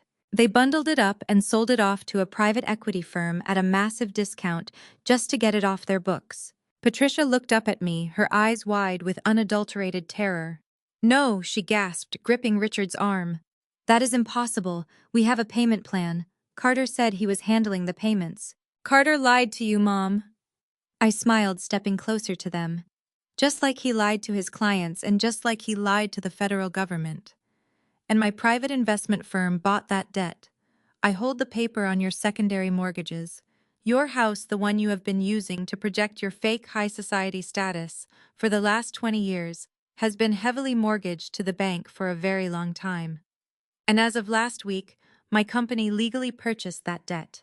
I am officially your primary creditor. The silence in the foyer was absolute.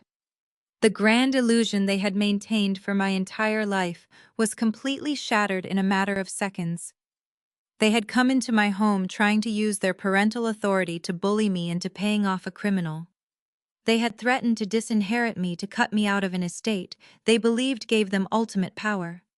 They had no idea that they were currently standing inside the home of the exact person who legally owned the roof over their heads. You own our debt, Richard whispered, his voice cracking. He looked like a man who had just watched his entire world burn to ash. I own your debt, Dad, I replied. That is enough leverage. You cannot erase me from the family and expect the threat to frighten me while your house is tied to obligations my company can enforce. Felicity stared at me, her mouth hanging open. The realization of her absolute powerlessness finally hit her. She looked at Carter, who was staring blankly at the marble floor, and then she looked at our parents, who were clutching my legal documents like a death sentence. The golden child was completely surrounded by failure. The shock in the grand foyer was suffocating, but it did not last long.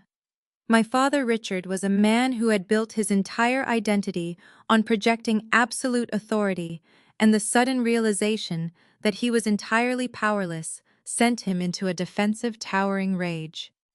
His face turned a violent shade of crimson, and the veins in his neck bulged against the collar of his wrinkled airport shirt. How dare you speak to us this way? Richard bellowed, his voice echoing harshly off the high marble ceiling. He took a threatening step forward, trying to use his physical presence to intimidate me, just as he had done when I was a teenager. I am your father. I put a roof over your head. I fed you. I paid for your education and gave you the foundation to become the executive you are today. You owe us basic respect, and you owe this family your support. I stood my ground, not moving a single inch.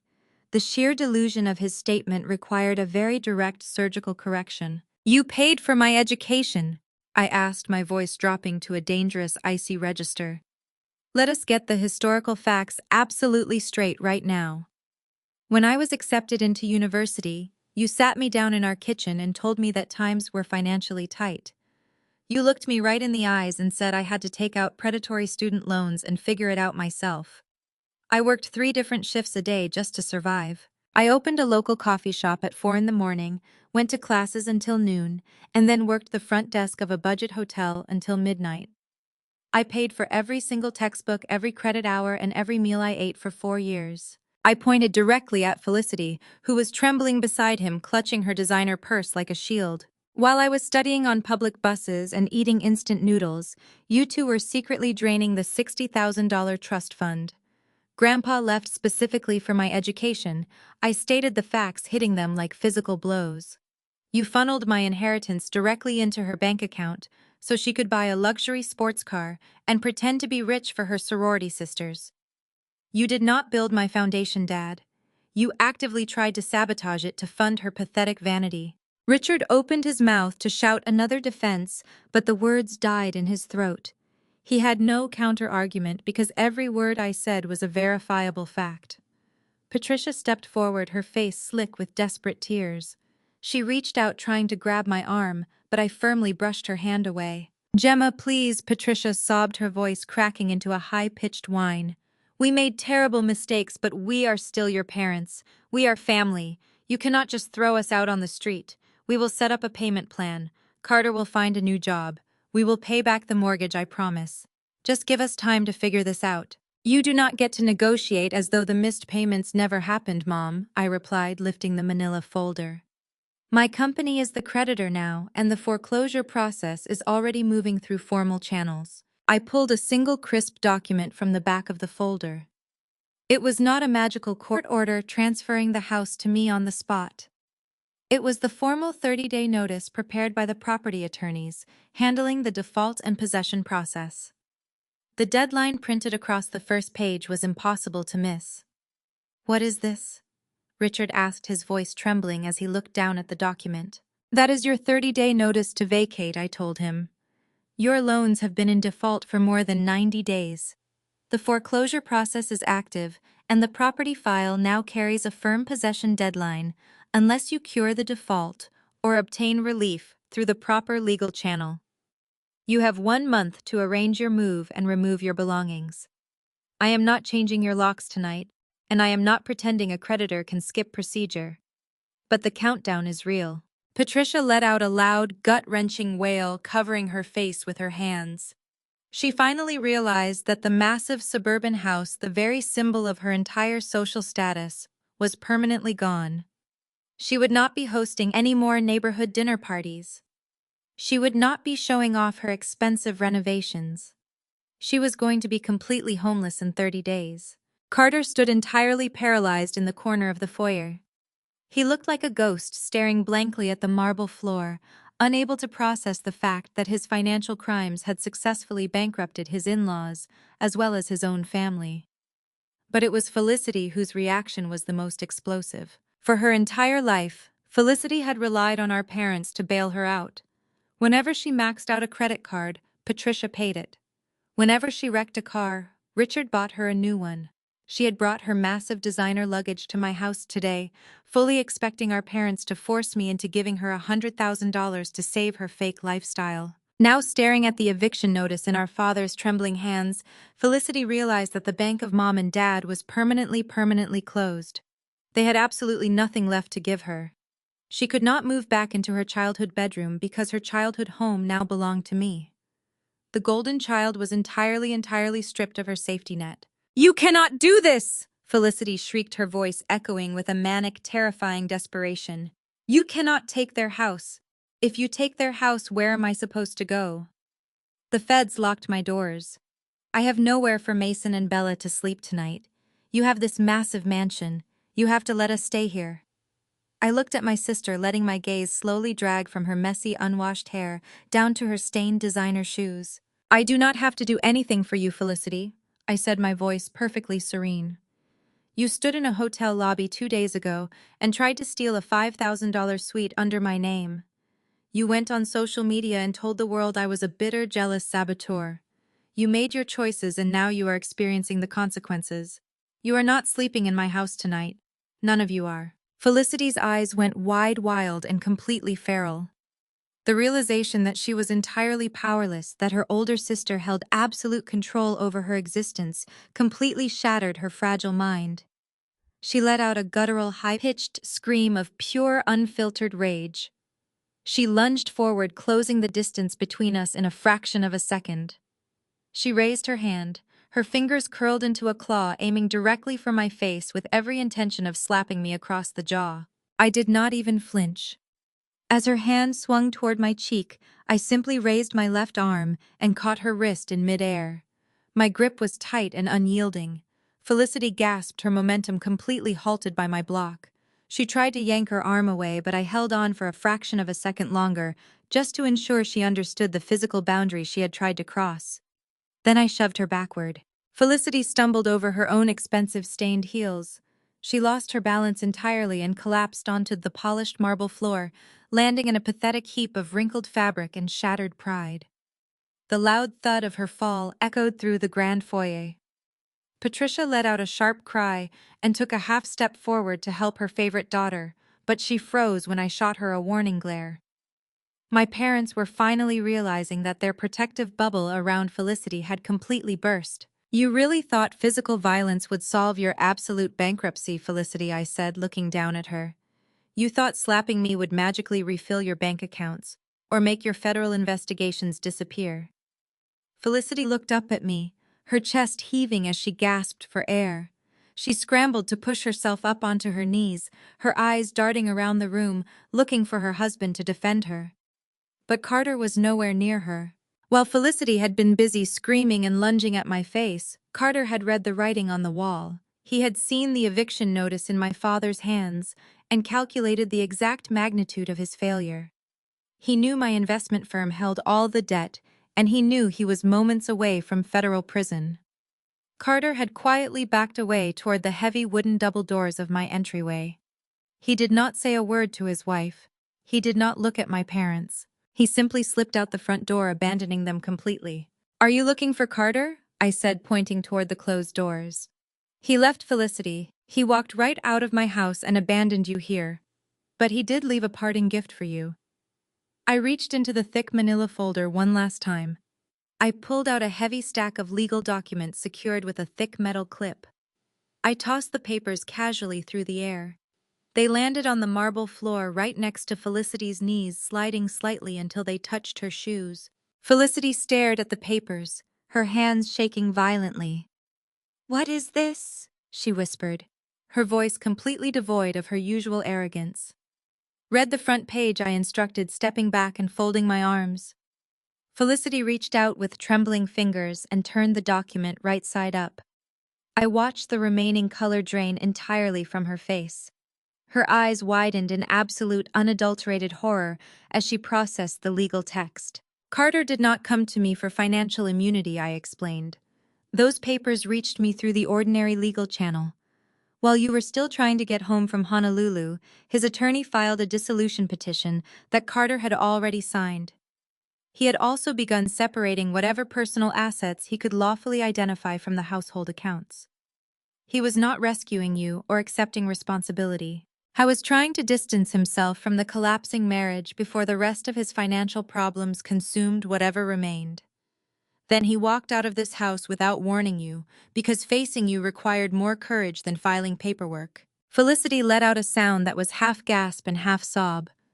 "Those are dissolution papers, Felicity," I said. "Carter filed them before you reached Seattle, then walked out without warning you. The divorce is not final this morning, but the message is clear.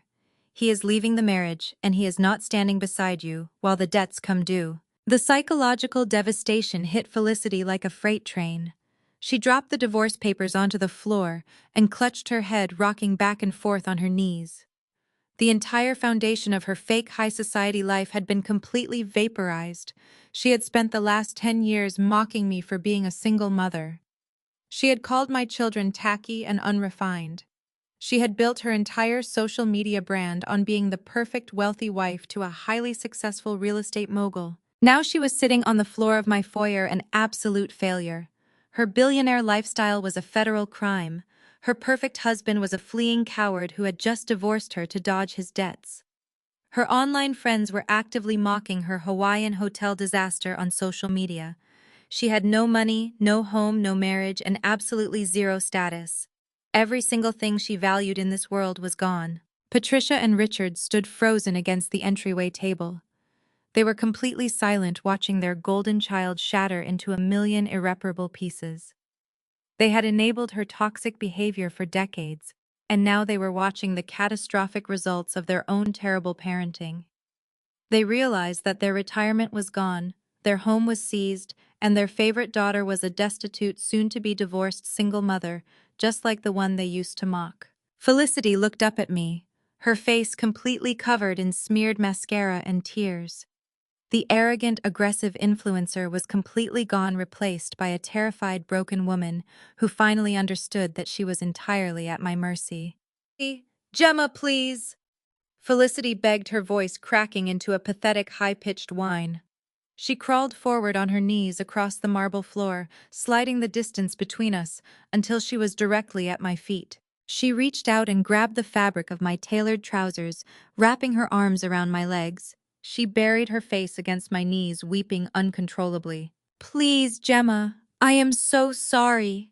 Felicity sobbed, her tears soaking into the fabric of my suit. "I am sorry for everything I ever said to you. I am sorry I tried to steal your hotel suite. I am sorry I called Leo and Mia tacky. I was just jealous of you. I was always jealous of how smart and independent you were. I have nothing left, Gemma. Carter took everything. I have no money to feed Mason and Bella. My kids are going to starve. We are going to be homeless. Please do not turn us away. I will do anything you want. I will be your servant. Just please help me." She clung to my legs, begging for my pity, weeping like a desperate child. She was trying to use her children to manipulate my emotions, hoping that my natural maternal instincts would override the decades of abuse she had inflicted upon me. I stood perfectly still, looking down at the woman who had made my life a living hell.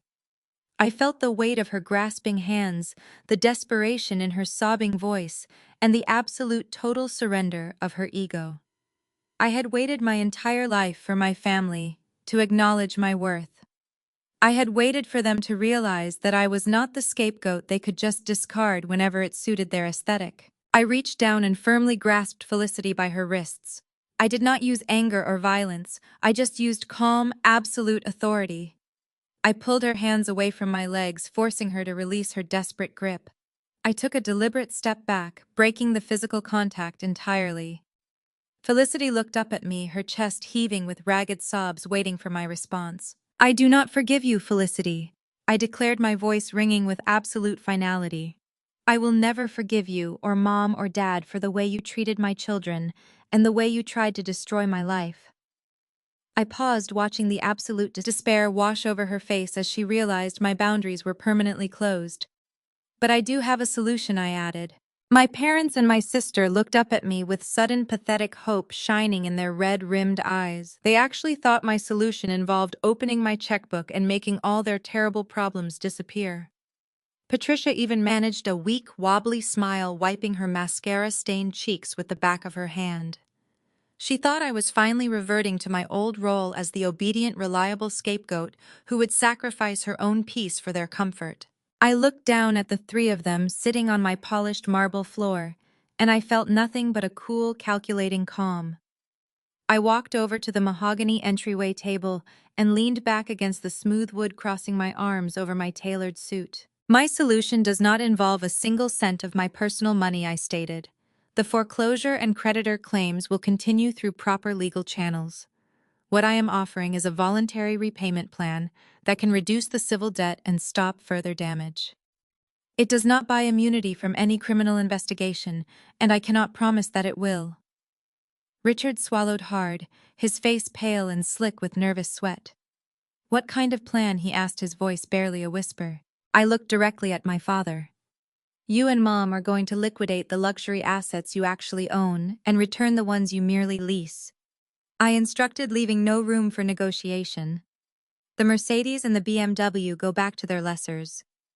The designer, handbags, diamond necklaces, watches, imported Italian furniture, and any transferable country club interests are sold at fair value. Every dollar generated goes toward the debt under a written settlement administered by counsel, not into my pocket. Once you strip away the fake wealthy lifestyle, you are going to pack your basic clothes and move into a small two-bedroom apartment in Kent. I have already located a ground floor unit near the freight line. The rent is cheap because that is what your real income can support now. You can hate the address, the noise, and the humiliation, but for the first time in years, you will be living inside numbers that are actually true. Patricia let out a loud, horrified gasp, clutching her chest, as if I had physically struck her. You cannot be serious, Gemma, she cried out, her voice shaking with fresh panic. We cannot live in a cheap apartment in Kent. Our friends will find out. We will be an absolute laughingstock. What about our dignity? Your dignity was repossessed the moment you confused appearances with solvency, I reminded her coldly. You can accept the repayment arrangement or reject it. If you reject it, the creditor process continues exactly as the law allows, and any separate investigation into Carter or the loan applications continues on its own evidence. I will not hide documents, lie for you, or use my influence to soften consequences. The apartment is an option for rebuilding, not a bribe for silence and not a trade for criminal immunity. Choose with your eyes open. Richard reached out and grabbed Patricia's arm, squeezing it tightly to silence her protests. He knew I was absolutely serious. He knew they had no legal defense and absolutely no money to hire a lawyer. We will take the apartment. Richard muttered, his eyes fixed on the marble floor. We will sell the assets. I nodded in acknowledgement and then shifted my gaze down to Felicity. My younger sister was still kneeling on the floor, clutching the divorce papers Carter had abandoned her with. She looked up at me with wide, terrified eyes. And what about me? Felicity asked, her voice trembling violently. Carter left me with hundreds of thousands of dollars in credit card debt. The federal agents seized my bank accounts. I do not have a car or a home. You have to give me a job at your corporate office, Gemma. I can be a marketing consultant for your resort brand. I can use my social media experience to help your company. I promise I will work hard and pay you back. I stared at her, letting a slow, sharp smile spread across my face. Felicity still believed she was entitled to a prestigious corporate job, despite having absolutely zero qualifications and a completely ruined public reputation. She still thought she belonged in an executive boardroom. I am definitely offering you a job. Felicity, I said, watching a brief spark of relief light up her tear-stained face. But it is not an executive marketing position. You are a major public liability, with no qualifications for the role you are demanding. I spoke with the Hawaiian general manager at the same resort where you tried to misuse my executive code. The property currently has legitimate housekeeping openings for the upcoming summer season. Felicity froze, her jaw dropping slightly as her brain struggled to process my words. I have arranged a full-time housekeeping position for you at our Hawaiian property, I announced. You will be provided with a basic staff dormitory room behind the resort kitchens. You will wake up at 5, put on the standard housekeeping uniform, and spend 8 hours a day cleaning the same kind of rooms you once treated as beneath you. You will make beds, scrub bathrooms, vacuum sand from carpets, and collect wet towels from the pool deck. Your wages will be yours, subject to any lawful court-ordered garnishment already entered against you, and you may also sign a voluntary repayment plan directing an agreed portion toward your creditors. I am not confiscating your paycheck. I am giving you honest work, a roof, and a way to begin paying debts you helped create. Felicity let out a choked, horrified sound, shaking her head back and forth. No, she gasped, scrambling backward on her hands and knees. No, I cannot do that. I am a lifestyle influencer. I cannot scrub toilets. My friends go to that resort for vacation. What if they see me pushing a cleaning cart down the hallway? I will be humiliated.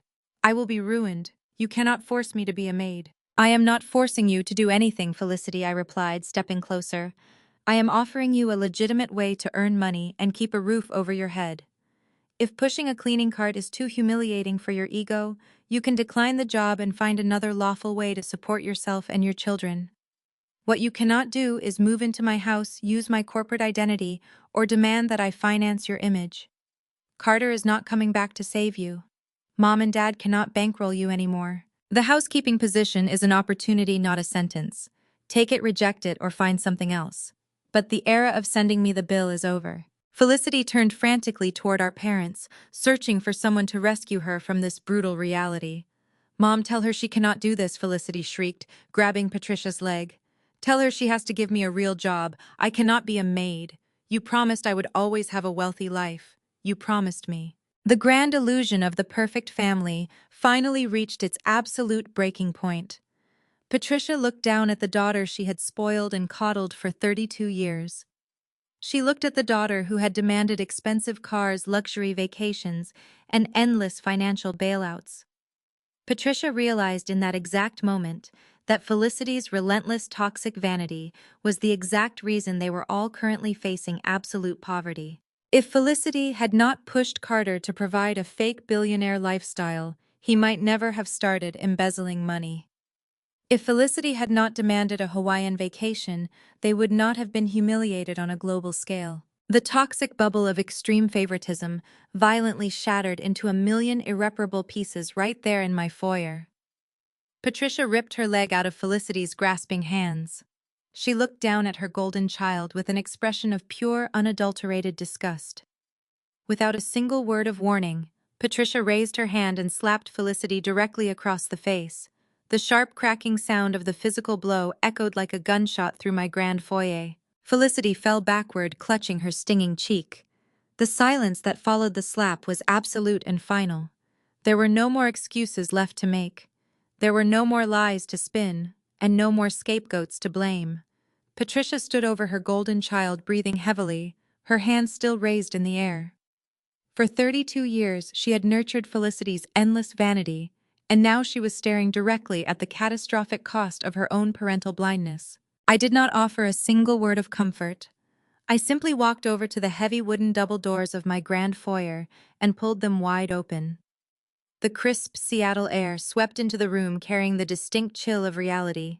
"Your 30-day notice officially starts today," I announced, my voice ringing with cold clinical authority. "I suggest you start packing." They did not argue. The fight had been completely physically and psychologically beaten out of them. Richard grabbed Patricia's elbow and gently pulled her away from Felicity. My parents walked out of my house with their heads bowed, entirely stripped of their arrogance. Felicity slowly picked herself up from the marble floor. She did not look at me as she grabbed the divorce papers and stumbled out the door, trailing behind the parents who had finally turned against her. I watched them walk down my long manicured driveway, stopping only to pick up the garbage bags of Carter's ruined clothes. I pushed the heavy doors shut and the locks clicked securely into place. Exactly 1 month later, the toxic empire they had spent my entire life building was completely eradicated. Over the next month, the repayment arrangement and foreclosure timetable did exactly what my family had been warned they would do. Richard and Patricia returned the leased cars, sold the luxury property they actually owned, and authorized the proceeds to be applied against their debt under the written settlement. Their imported furniture, jewelry, handbags, and status memberships disappeared one by one. My legal team monitored the payments, so every dollar was accounted for. Any regulatory questions about the original loan applications remained separate from the civil settlement. I was not trading silence for money. I was simply refusing to subsidize them, while ordinary financial consequences moved forward. When the house was finally empty, they packed their remaining basic clothes into a rented moving van and drove to the industrial suburb of Kent. The apartment I had secured for them was exactly what they deserved. It was a cramped ground-floor unit with cheap peeling linoleum floors and thin walls. It sat directly adjacent to a massive active freight train track. Every single hour, massive cargo trains rumbled past, shaking the cheap foundation of their new reality. Patricia, who used to host lavish garden parties for the neighborhood association, now spent her days hiding behind cheap plastic window blinds, terrified that someone from her old country club might drive past and see her. They lived in complete suffocating isolation, entirely too ashamed to ever show their faces in polite society again. But the most spectacular justice was reserved entirely for Felicity, facing absolute homelessness and a mountain of predatory debt.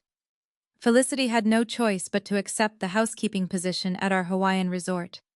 The woman who had proudly called my children tacky and unrefined was now living in a cramped, humid staff dormitory located directly behind the resort kitchens. She shared a tiny bathroom with 3 other employees and slept on a stiff twin mattress. The general manager, my exceptional general manager, sent me weekly operational reports regarding her performance. Every morning at 5, Felicity was forced to put on a scratchy dark brown polyester uniform. The harsh industrial cleaning chemicals she used every day quickly destroyed her expensive manicures, and the relentless tropical heat melted away her perfectly curated aesthetic. She spent 8 hours a day pushing a heavy metal cleaning cart down the long carpeted hallways of the exact same resort she had tried to defraud. She scrubbed toilets, she wiped sand out of bathtubs, and she picked up wet, dirty towels discarded by the wealthy tourists she so desperately wanted to be. Her ultimate breaking point happened during her third week on the job. According to the general manager's security report, Felicity was assigned to clean one of the premium oceanfront suites. She was on her hands and knees scrubbing the marble floor of the master bathroom when the guest suddenly returned from the beach. The guest was a prominent socialite from Seattle. She was a woman who used to sit on the same charity gala committees as Felicity. She was someone who used to frequently comment on Felicity's heavily filtered social media posts, praising her fake billionaire lifestyle. Felicity looked up from her scrub brush right into the eyes of a woman she used to consider a peer. The socialite stared at Felicity's sweaty face, her polyester uniform, and the heavy rubber cleaning gloves protecting her hands. There was no escaping the humiliation. Felicity could not lie her way out of it. She could not pretend it was a misunderstanding. She was quite literally on her knees cleaning another woman's toilet. The general manager reported that Felicity completely froze, unable to speak, as the socialite awkwardly asked for a set of fresh hand towels. The golden child handed over the towels, kept her head bowed, and silently pushed her cleaning cart out of the suite. Her fake online empire was entirely dead, and she was finally paying her debts with real agonizing physical labor. Back in Seattle, my own life had ascended to an entirely new stratosphere. Following my promotion to Vice President of Global Partnerships, I had officially sold my previous home and purchased a breathtaking penthouse in the heart of the downtown financial district. The space was an architectural masterpiece featuring massive floor-to-ceiling windows that offered an unobstructed panoramic view of the glittering city skyline and the deep blue waters of the Puget Sound. To celebrate our new beginning, I organized a small private gathering on the penthouse's massive rooftop terrace. I did not invite dozens of fake socialites or business contacts. I only invited the people who had shown me genuine respect and loyalty: my brilliant executive assistant, my top-performing resort managers, and the few close friends who had stood by me when I was just a struggling single mother. The evening air was crisp and refreshing. Soft jazz music played through the hidden outdoor speakers, and a private chef was busy preparing fresh scallops and Wagyu beef at the outdoor kitchen station. I stood near the edge of the glass balcony, resting my hands against the cool metal railing. I looked across the sprawling rooftop and watched Leo and Mia. My two beautiful children were laughing hysterically as they played a friendly game of table tennis with my executive assistant. They were absolutely thriving. They were confident, secure, and surrounded by people who genuinely valued their presence. They did not need a fake family structure. They did not need a toxic grandmother who judged their clothing, or a vain aunt who viewed them as a threat to her social media engagement. They only ever needed a strong mother who was willing to burn the world down to protect their peace. I raised my crystal glass of rich, dark red wine, taking a slow, savory sip. The liquid warmed my chest, a perfect complement to the cool evening breeze. I looked out over the glittering city lights, stretching infinitely toward the dark horizon. For 34 years, I had been the designated target for their insecurities. I had absorbed their insults, their financial manipulation, and their relentless cruelty. They thought my silence was weakness. They thought my patience was submission. But they fundamentally misunderstood the nature of power. Revenge is not a screaming match in a crowded hallway. It is not a violent physical altercation or a dramatic, tearful confrontation. True, absolute vengeance is the deadly total silence that follows when you strip away every single thing your enemies were proud of. It is watching them tear each other apart in the dirt, while you calmly ascend to a throne they could never reach. I took one final sip of my wine, turning my back on the city lights to join my children. The toxic shadows of my past were permanently erased, and my beautiful, peaceful future had finally begun. If there is one profound lesson to take away from this entire ordeal, It is that your worth is never defined by the people who refuse to see it.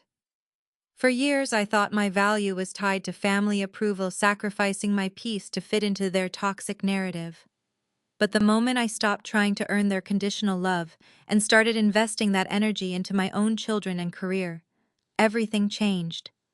True power does not come from screaming matches or trying to prove your abusers wrong. It comes from silently building a beautiful, secure life that they can never touch. You cannot heal in the same environment that broke you. Sometimes the most empowering thing you can do is lock the door on the past